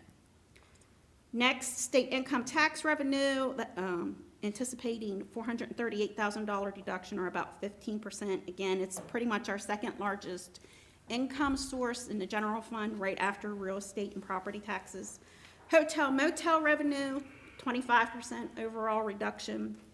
Pretty much we are right there with the trends and everything that we are seeing, even with the last file. Emissions and amusement revenue is definitely down. Two of the larger ones that we were seeing revenue from, of course, had to do with Hagerstown Suns and baseball, but also when Cancun Cantina was open and there was actually something within city limits that was charging an actual admission cost. Some of the groups that still do this is organizations like Monkey Joe's, but again, COVID significantly impacts that area. And as we heard this evening, there is a current exemption in the city of Hagerstown that if you're in the A&E district, you are exempt, which means places like the Maryland Theater and the Washington County Playhouse, when they have their events, they are exempted from that. So they don't charge, so they should not be charging a separate tax for that, nor are they filing that with the state. And then again, we're not getting it either. Next is a trader's license. Wish we could say we had better idea of what was going to happen there. It does not typically. It's about 100,000, maybe a little bit more than 100,000. We still think that's going to be down. Again, the majority of that usually we see all at one time in the months of May and June. Red light camera violations and citations is definitely down significantly over budget.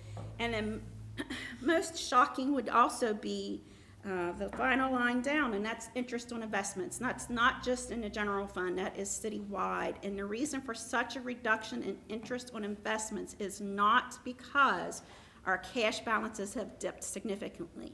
The difference is because the interest rates that we are receiving from banks has plummeted.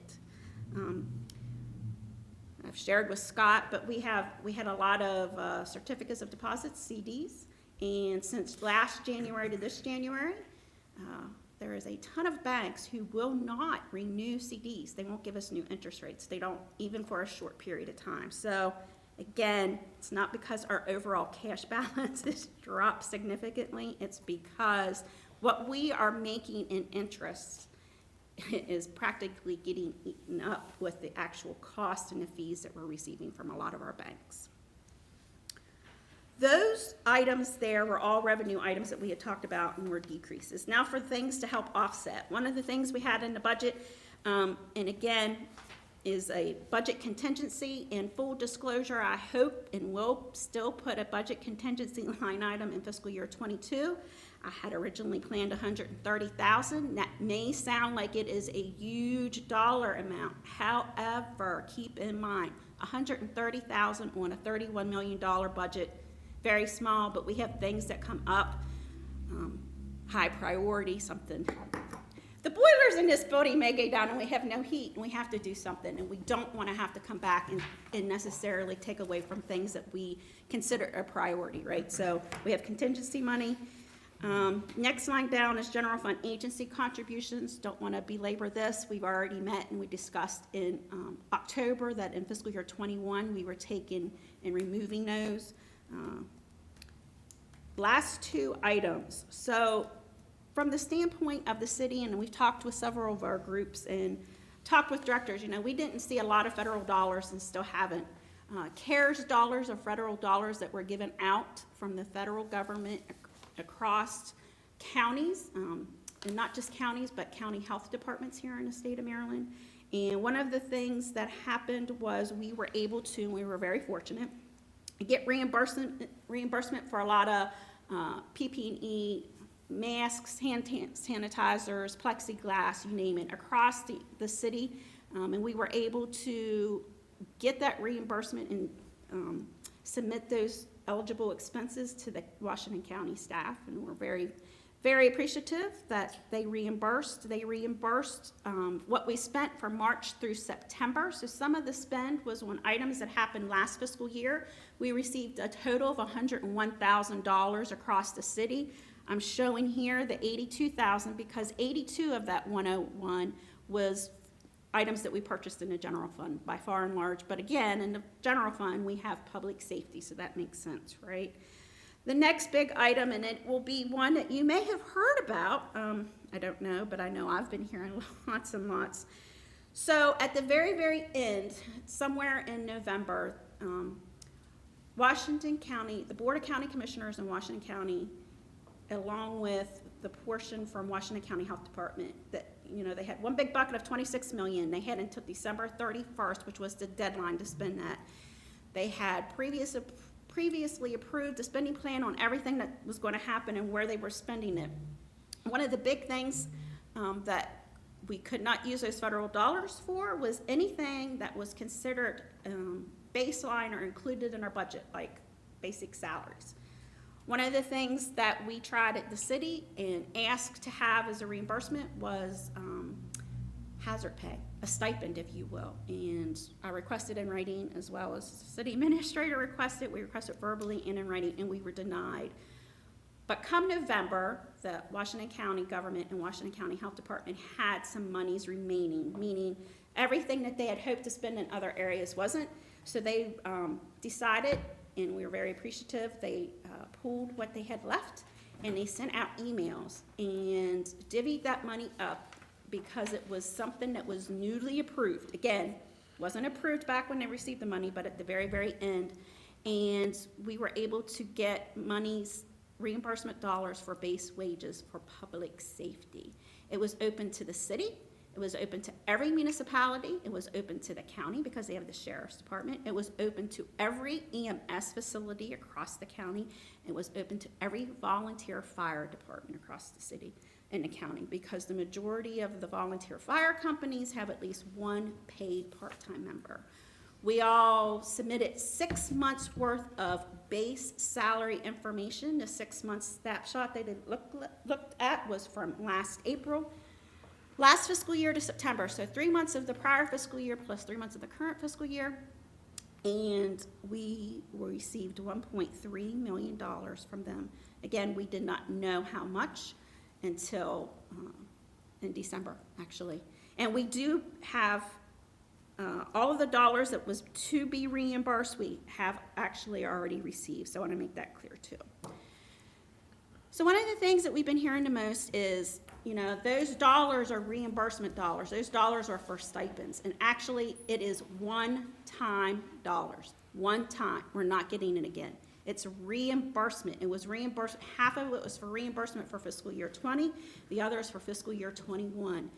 We absolutely show that money in the general fund because that's where all the expenses reflect in the base salaries that we've already paid out. All we're suggesting and all we're doing is utilizing that general fund dollar to cover the salaries that we've already paid to keep all of our employees employed throughout that time, because we know we're not getting $530,000 in property tax revenue that would cover that, because we're not getting $438,000 in state income tax that typically would cover. So again, all this is the shift in the dollars on what covers which portion. All of that said,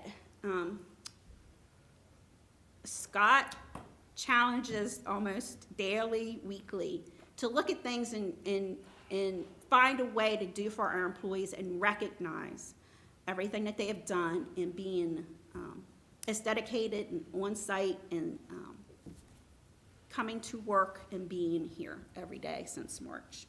And one of the things he wanted to take a look at was stipends. And so we have included in this original recommendation paying stipends out to all of our full-time employees. The cost is about $657,000 to the general fund. That is for, let me make sure I got my numbers right, about 422 full-time employees that have been here through that time period. That dollar does include the FICA costs that we would have to pay. So it's based, it would be a flat stipend plus our employer share of Social Security, Medicare, and then it would also equate to about $204,000, and again, that's total for the stipend as well as the employer share of FICA for all the other funds. If we did all of that, we would be at a negative $248,000, and I would like to propose that that's what we do and approve. with the stipulation that that's 248,000, we're gonna find across other departmental savings in the general fund. We pretty much have held the departments to very, very minimal staff, spending. So instead of trying to nitpick every single department and bringing it back, it's an exercise that will take us a very long time. And typically what happens is there's always something on there that somebody can't agree with. We can do that, or I can say, don't fund workers' comp to the full level as requested and reduce our workers' comp funding, and that would give us another $312,000 in the general fund, which would leave us with a projected surplus of $63,000. But again, I am extremely confident after reviewing numbers and seeing the department spend that negative $248,000, again, we're gonna see it in other savings. We're not gonna see it in the snow budget, which I had originally hoped for, because we've seen quite the activity recently, but again, I would like to move forward and bring that back and have it be voted on so that, again, it's minimal disruption. It keeps the operation flowing, and I think it pretty much sums up with where we hope to end fiscal year 21. You got anything to add before?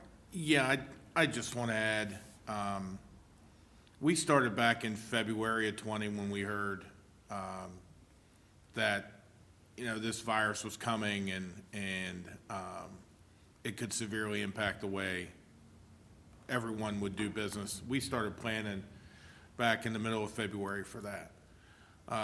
When basically every worst case scenario began to happen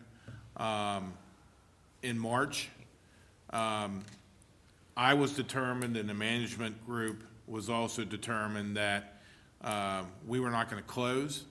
We were going to keep everybody working, and we were going to keep providing every service that we absolutely could to the citizens of Hagerstown, and we did that. They may not have been done as quick as some would have liked. They may have taken longer than some would have liked, but in every instance, every department stepped up and did exactly what they were asked to do, if not more. And ultimately, in the end, they did it without much complaining. But if it was complaining, it was complaining that I think any normal human being would have done.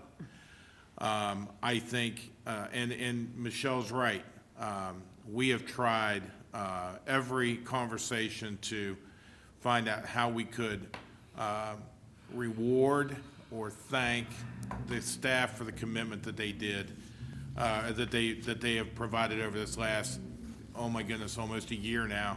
And that's why we put this stipend in there for all employees. I hope you all are okay with that, because this staff has stepped up and have gone above and beyond what I think any of us would have ever, not that we wouldn't have expected it, but we would not have expected them to have to do it. Because this has all been something we never expected to have to go through. So Michelle's done, and Michelle and Brooke Garver and her whole team have done a tremendous job in trying to pull this information together. As she said, we have had some nasty conversations with department heads over spending. We have had to not spend where we probably should have spent on some things, but ultimately we've been able to fix those as well. It's just been it's been very difficult. It has not been without some blood shed, but it's also, at the end of the day, we have all come out of it stronger, I think, and it's only going to prepare us more for an FY22 budget that is just as ugly as what we've gone through with FY21. So I hope this does work for you all. If it doesn't, we understand. We'll figure it out like we always do. But I just can't thank everybody enough for getting us. We're not through it yet by any stretch of the imagination, but I just hope that, and we'll continue doing what we've done. The snow event this last couple days has been another example of trying to deal through adversity, of low salt availability, and guys working 12, 16-hour shifts across departments. It's been a challenge, but they met it, and like they've done for the last year, especially during COVID. So any questions you have of either of us, be happy to take them. And again, so I just want to reiterate, the dollars are one-time dollars. You know, we're not getting them again, they're not recurring. So to take one-time dollars and say that we're going to increase everybody's take-home salary on an ongoing basis, that makes it much worse for the elected group, for the community, and for us, because we have no way to continue that moving forward, which is why we're recommending a one-time stipend.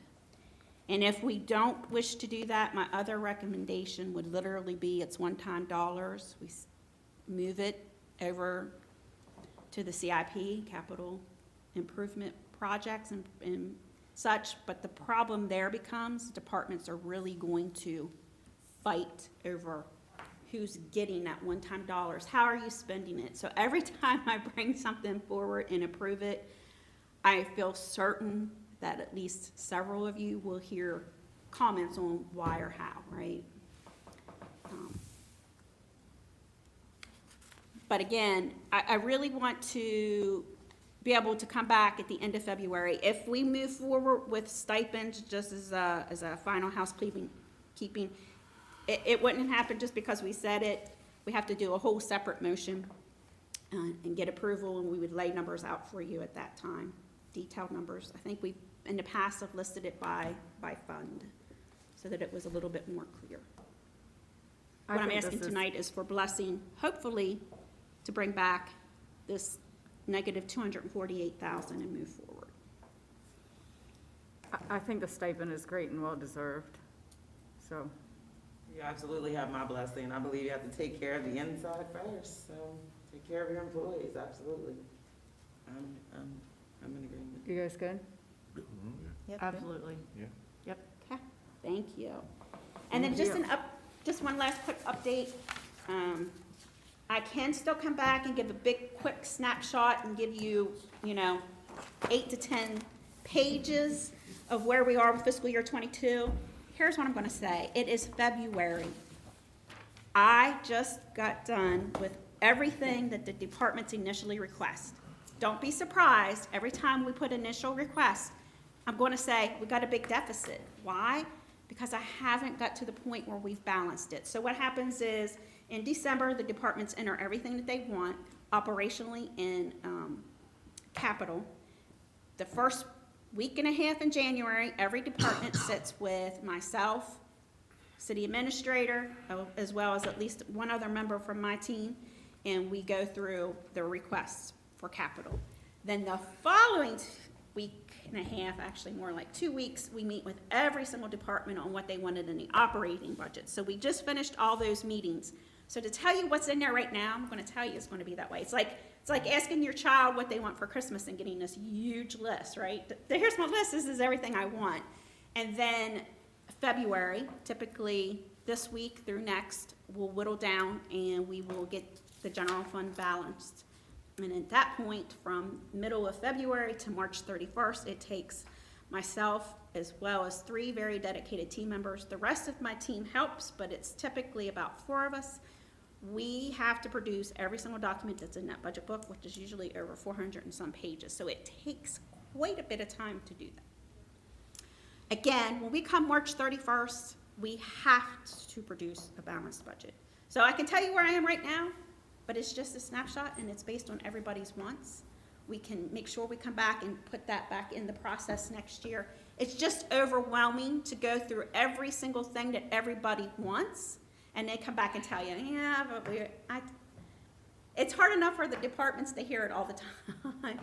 But in trying to finish fiscal year 21 budget and get it done, and then also overwhelm with fiscal year 22 numbers at the same time is a little, it's quite the undertaking. So as long as you trust us, March 31st, you'll have the book and it will be balanced.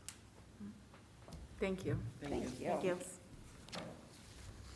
All right, up next, University Plaza Guidelines. Kitty Clark. Hi, Kitty. Hi, Kitty. Good evening. Can you guys hear me all right? Yes. Great. So I'll try to make this brief. Most of this is really well outlined in the memo that you have in your packet. Here this evening, just to review the guidelines and the application for the use of the University Plaza, which, as you know, is located at 50 West Washington. The Department of Community and Economic Development assumed management of the reservation process of the plaza in 2018. And at the same time, we swapped with Parks, and they took on the 4th of July fireworks event at Fairgrounds. We took it on because it's downtown, and we typically work with a lot of the event organizers that use the plaza for other things, whether it's an open container exemption, street closure, overtime, Hagerstown Police Department, things like that. So it just made sense for us to have it kind of in our bucket and send a Fairgrounds event back to Parks. The Parks Department still does do all the maintenance of the plaza. The plaza, as many of you know, is a really great venue, and we now can really encourage its use.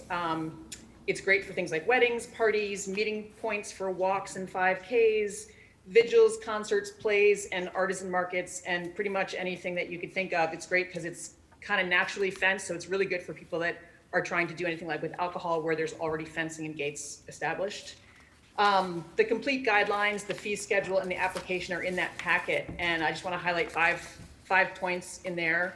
All users must complete the application, sign a waiver, and abide by the park regulations, which are included as part of the application and guidelines.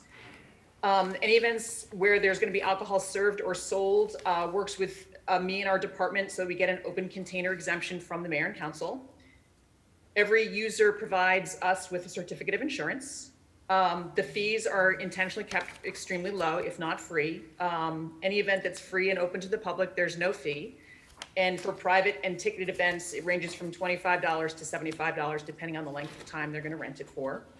And if users want to use the restrooms, which are located in 60 West Washington Street, the rental fee is $50. And if there's alcohol involved, the fee is $100. And that money really just gets turned around and gets sent back to USMH to cover the cost of cleaning the facilities. That's pretty much it. If you guys are approving of this, these guidelines in this application, vote to approve is scheduled for the end of this month's regular session. I'm fine with it. There you go. You guys good? Yep. Yes. All good? Awesome. Thanks all. Have a good night. Thank you. All right, up next, Joint Services Area Expansion Request. Nancy.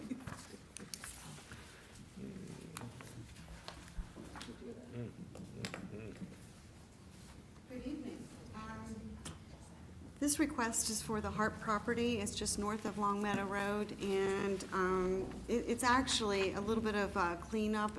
This project actually started in 2018, and they're just about, I'd say they're within 30 to 60 days of breaking ground, and realized that this paperwork had not been completed. This paperwork starts with the county. Once the county reviews and approves it, then it comes to the city to review and approve. And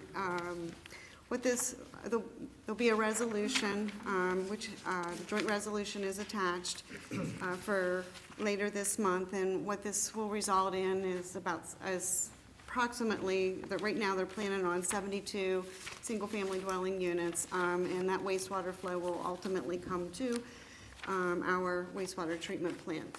It's expansion of the joint service area.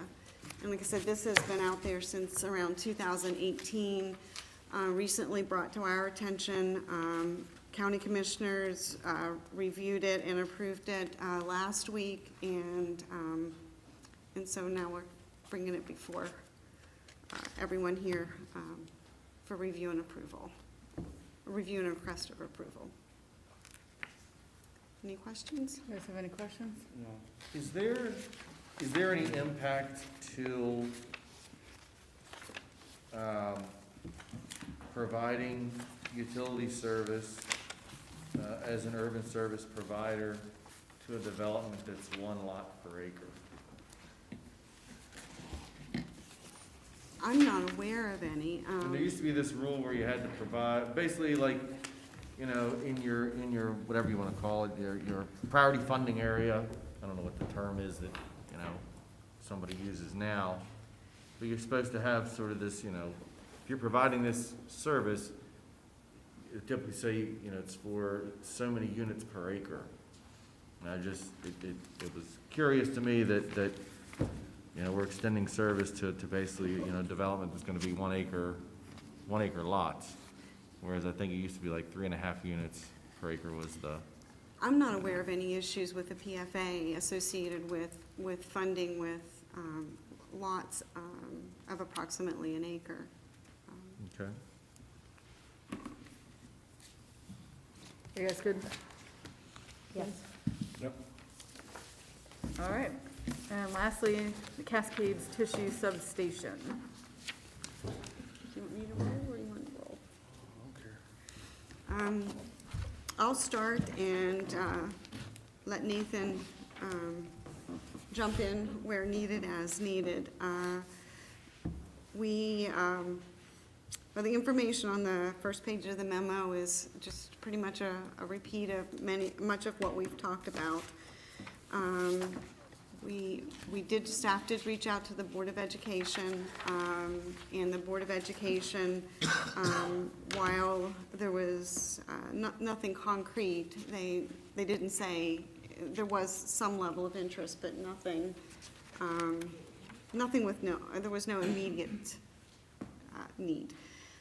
In the packet also, you'll see a couple drawings that show that even with the location of the substation, that there still is opportunity to construct a road that would clearly benefit the Board of Education. At this point, well, I guess I should throw it out, put it out there, or be sure to mention it. Cascades does have an ongoing auction right now for the substation equipment. We have no idea how that's going to end. And that closes at 4:57 on February 4th. But you know, that is out there on the horizon, on the very near horizon. But I think, you know, what staff is really looking for is, you know, clear direction as to how you want to move forward. Option B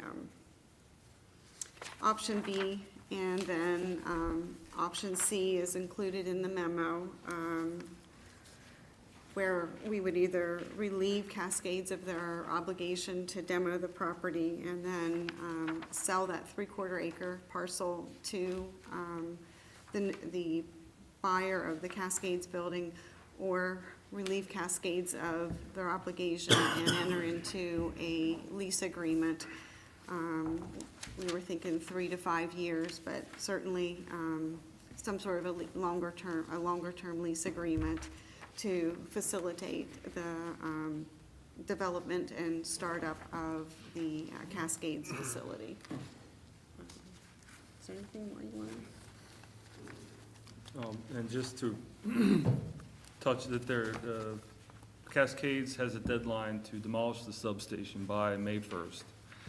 And the Palmer Group, because they weren't able to obtain the materials to meet their power requirements quickly on their own site, you know, for them to move in on that to meet their goal of, I guess, beginning production by April 1st, option B or C would be their preferred option.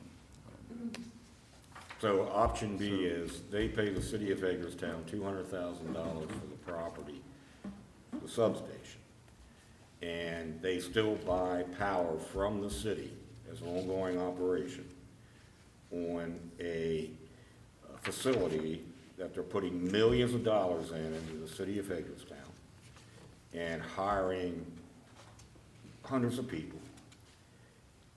Correct. That's Yeah, correct. I mean, that just seems like a Option no-brainer. B sounds pretty good. And And option there's B. still room, if the Board of Education, even though after half a century has never shown any interest in making a connection, there is still room to put a road in to connect the back of the board to Eastern Boulevard for buses. That's correct. Okay. That seems like a win-win-win-win-win. Option B? Option B is yes. Yeah. That's Yes. great. Yes.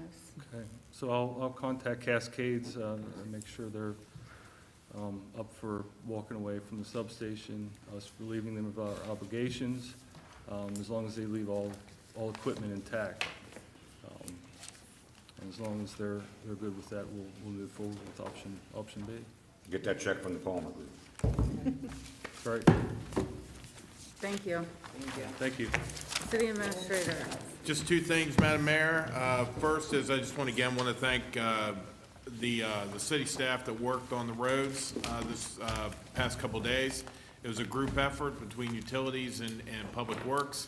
Eric Dykey, Nancy Hosterath, Troy Johnson, Eric Klein, Scott Smoot. I can't name them all, but I want to thank them for the time they put in. They put in a ton of time this weekend, 24 hours a day. Again, there was a salt shortage that everyone was suffering through, so they did their best to scrounge and get enough to try to keep the roads passable. I think they did a great job, so I want to thank them. Lastly, we put a press release out, but I want to make everybody aware that there is free parking in the decks through the weekend. So I know it's supposed to snow again on Sunday, but Saturday would be a great time to come down and park free and go eat somewhere and go walk around. So what about Sunday? Another storm on Sunday? Are you serious? Yes. 2 to 3 inches, nothing We'll big. see. Shut it Well, down. it only takes, it only takes a little bit, make people go crazy, so, Just bring your shovel to my house, guys. there you go. That's it for me, Mayor, thank you. Councilmember McIntyre? I just want to mention that I took a walk at Fairgrounds Park, I don't know, Saturday, Sunday, whatever day it was. You're welcome, Amy Riley, and the 100 miles. But what I noticed was there was a flag football tournament of some sort, and there were probably, I don't know, 100 or so players there. And then when I looked down at the ice rink, there was all these people at the ice rink, getting ready to go inside.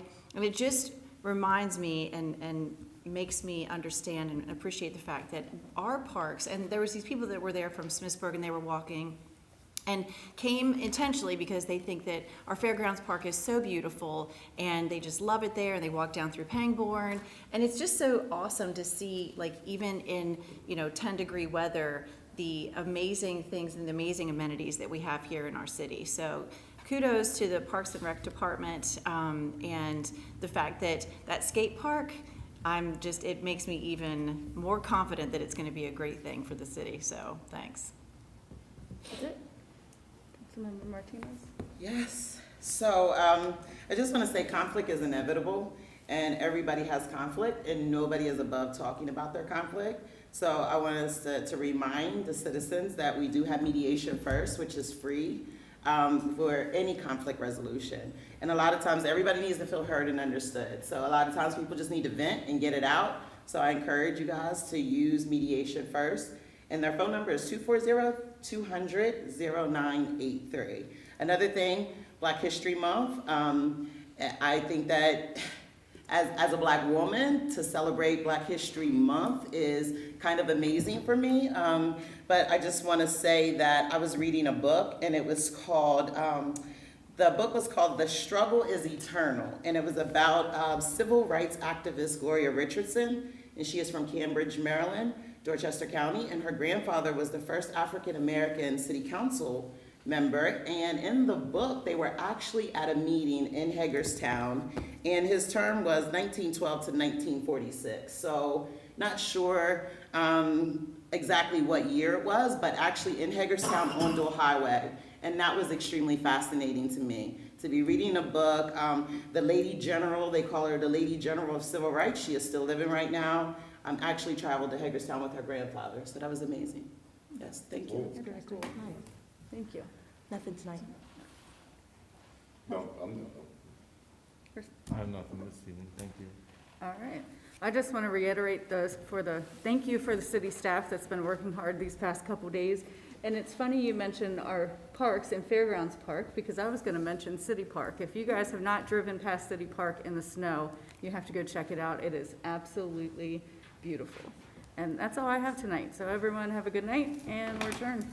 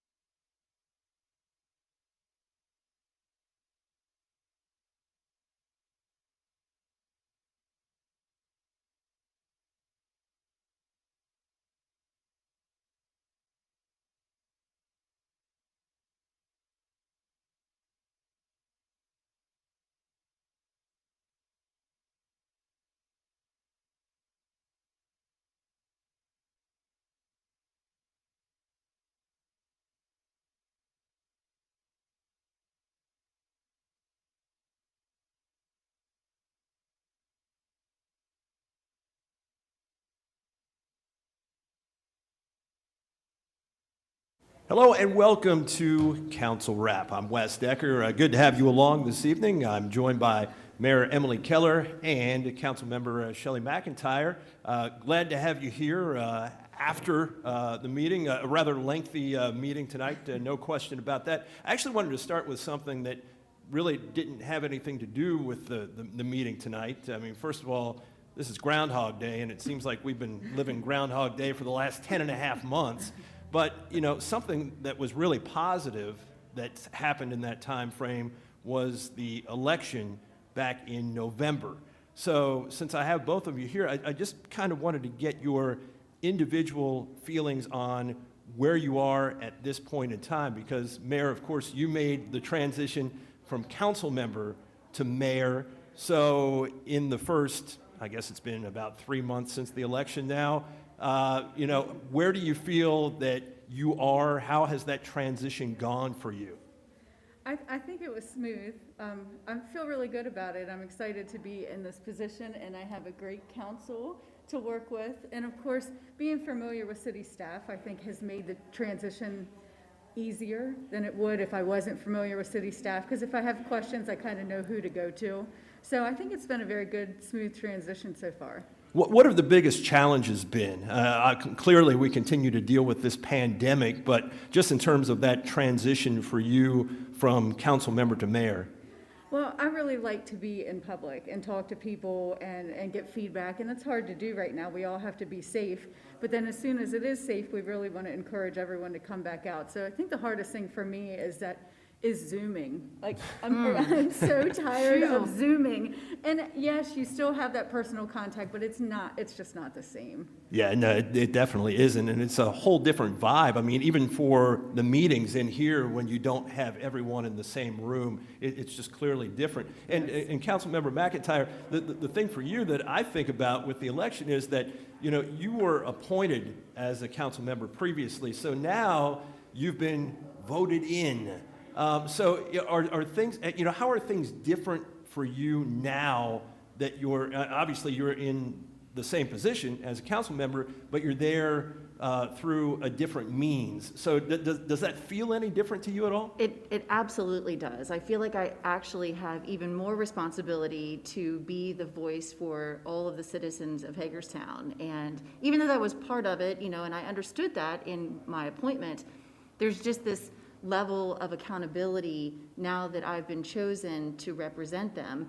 And I think that it's such a blessing, honestly. You know, I feel this like real need to do it right and to do it in the best way that I can. So, but like Mayor Keller said, and like you said, I just miss that public, that like social aspect of things. I would much rather be sitting around the work table to talk about things. It feels like there's this kind of a disconnection, so. Yeah, it's strange to be, Yes. It's strange to be set up in this format all the time, as opposed to, like you said, having the tables in the middle of the room.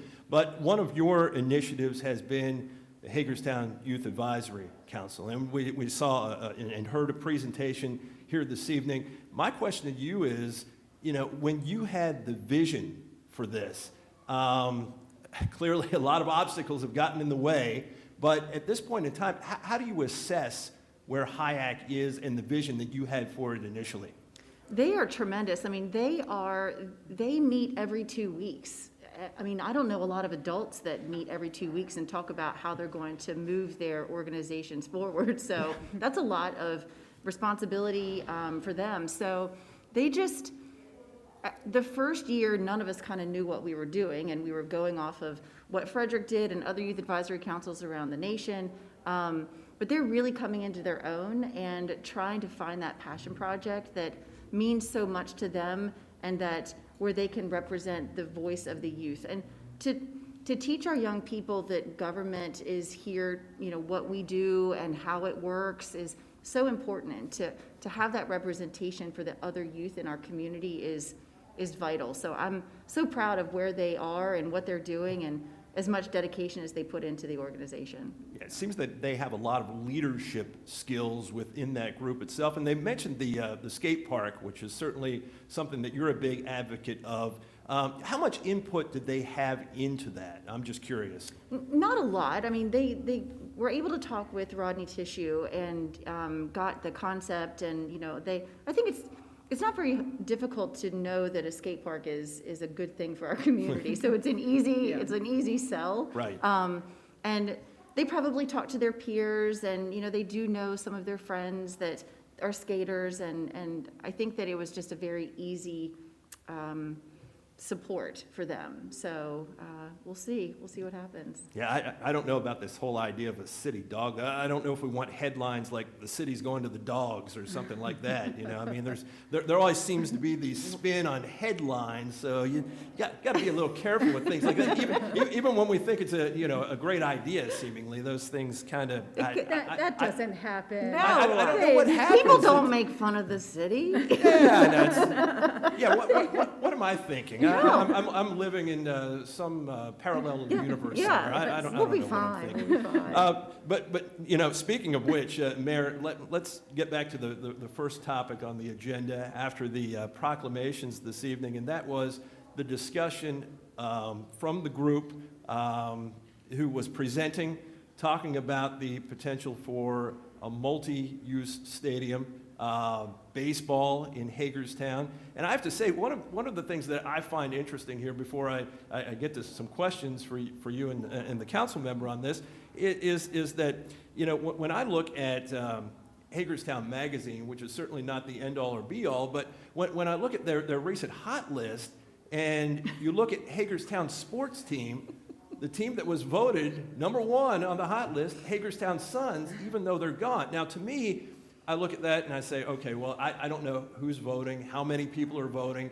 where that comes from exactly, but at the same time, it sort of plays to the group that presented tonight that perhaps baseball is something that Hagerstown still has faith in. Hagerstown still wants to see. Hagerstown still wants to consume, but perhaps the ownership group that was here before just sort of poisoned the water as far as that was concerned with the Hagerstown Sun. So in keeping, as Councilmember McIntyre said, in keeping with that open mind that County Commissioner President Jeff Klein mentioned this morning in the meeting that he had with the same group, is this a project that we should just look at completely differently than any of the other ones that have ever been presented here? I mean, is that the best way to approach this, or how do you approach it? I don't want to put words in your mouth. How do you view this based on, there wasn't a real ask here other than just don't be publicly negative about this. Yeah. Let us kind of do our things behind the scenes. So can you weigh in on that a little bit? So I feel like it is different this time. I mean, I have joked, just like Councilmember Alshire, that this feels like Groundhog Day, over and over and over and over. And I think the citizens are really tired of it because of the negativity that surrounded it in the past. But I do think with Blackie Bowen involved, who's an incredible business person, an incredible asset to our community, and it actually being locally owned this time changes the game. And they're not coming to the city asking for something, because everyone knows we can't pay for a stadium. We don't have $40 million or even $4 million to put toward a stadium.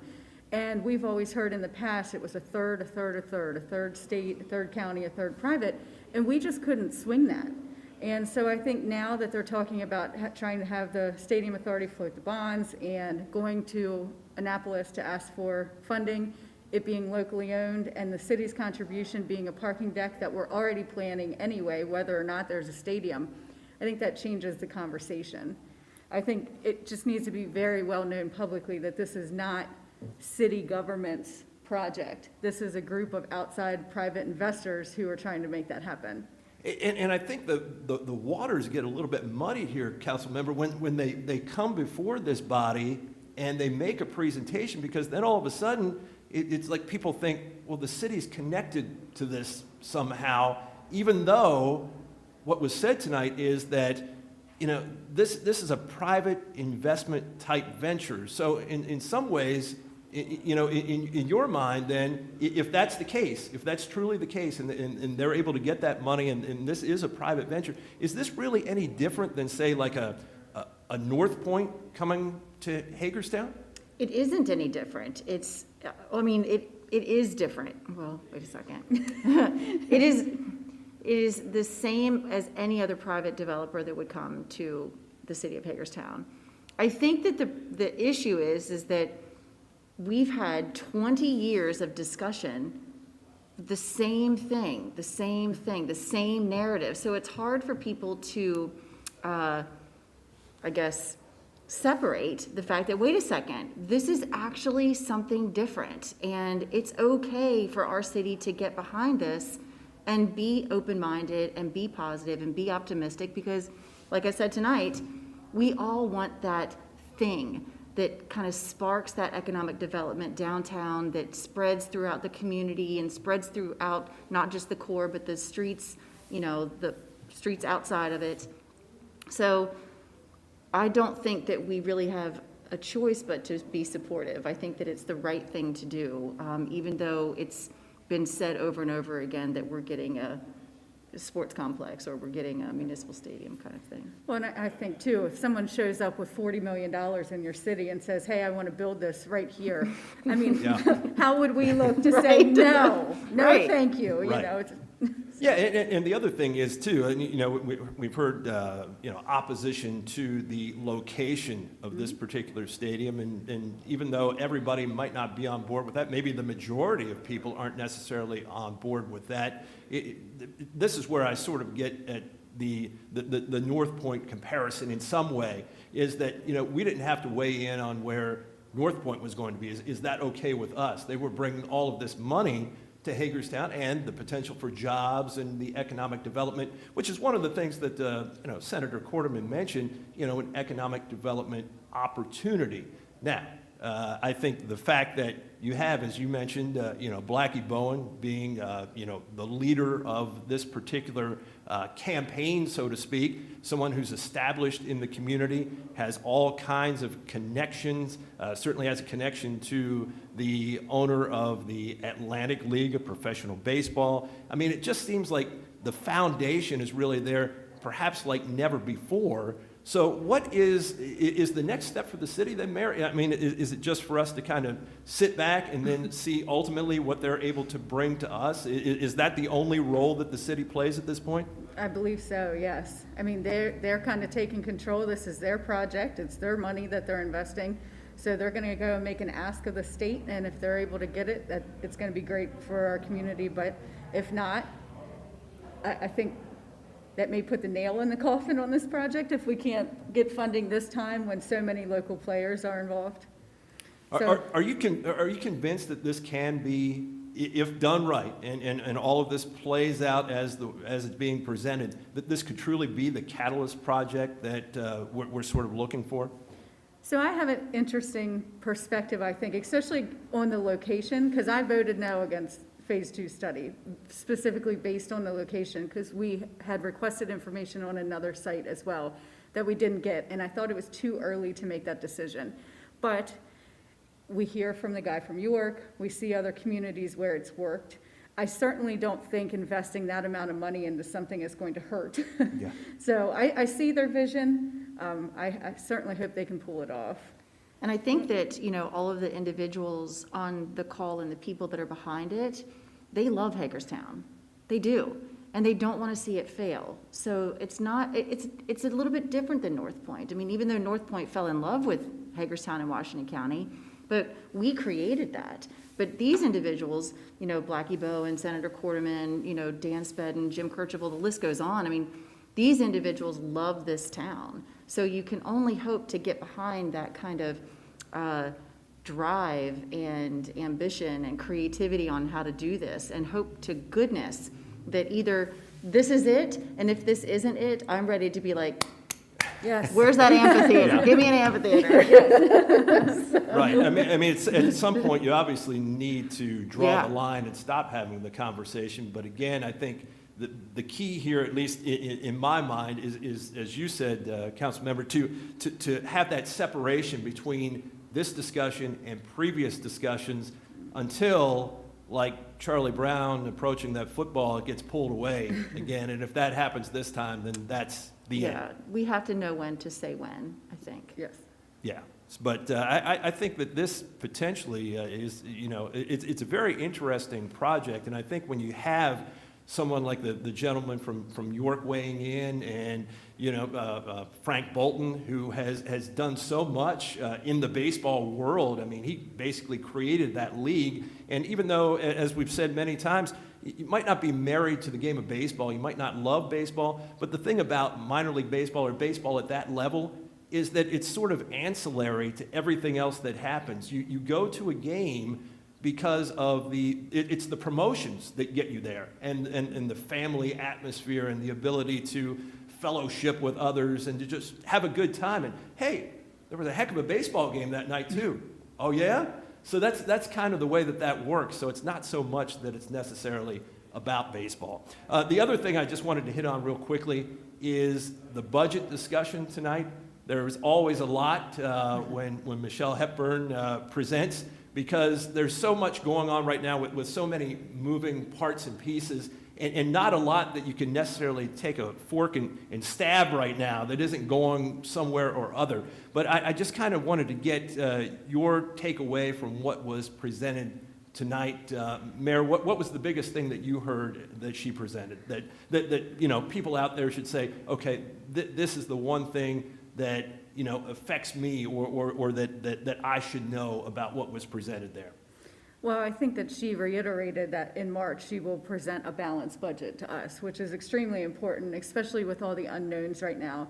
I think for the city, the most important thing we discussed tonight was a stipend for our staff that has worked so hard throughout this pandemic, because we didn't lose any speed. As you know, I mean, everyone continued working. We didn't slow services down, and I think they deserve that.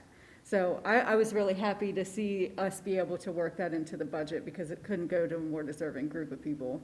Well, I think as a staff member myself, I think there's a sense of pride that, you know, we still came to work every single day, you know, observing all of those protocols, and under the leadership of, you know, our city administrator, Scott Nice-Warner, you know, the decision was made that we were not going to shut down. And we certainly, you know, as he said in his comments, you know, there may have been times where things might have been a little bit slower than normal, but the services were still delivered to citizens. So do you sort of go along with that, council member? Do you feel the same way that the mayor does? I do. Our services were uninterrupted, and Scott Nice-Warner and Michelle, even though things were so confusing, especially in the beginning a year ago, we didn't know what was going on. And there was never this feeling as a council member, this pressure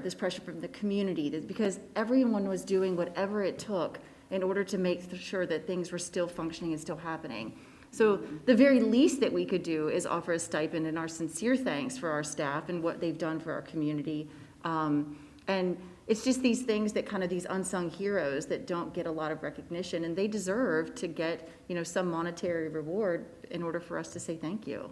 Yeah, there was certainly no blueprint for how to handle any No. of this. So just to keep forging forward, you know, was not easy at times, as everyone knows. I mean, been saying this forever, and I think it's gotten a little bit lost, you know, the fact that we were all in this together and we'll all get through this together, and we're still getting through it at this point. So, you know, it's certainly nice for, you know, staff to you know, see that kind of gratitude come back to them for everything that they put in over this number of months.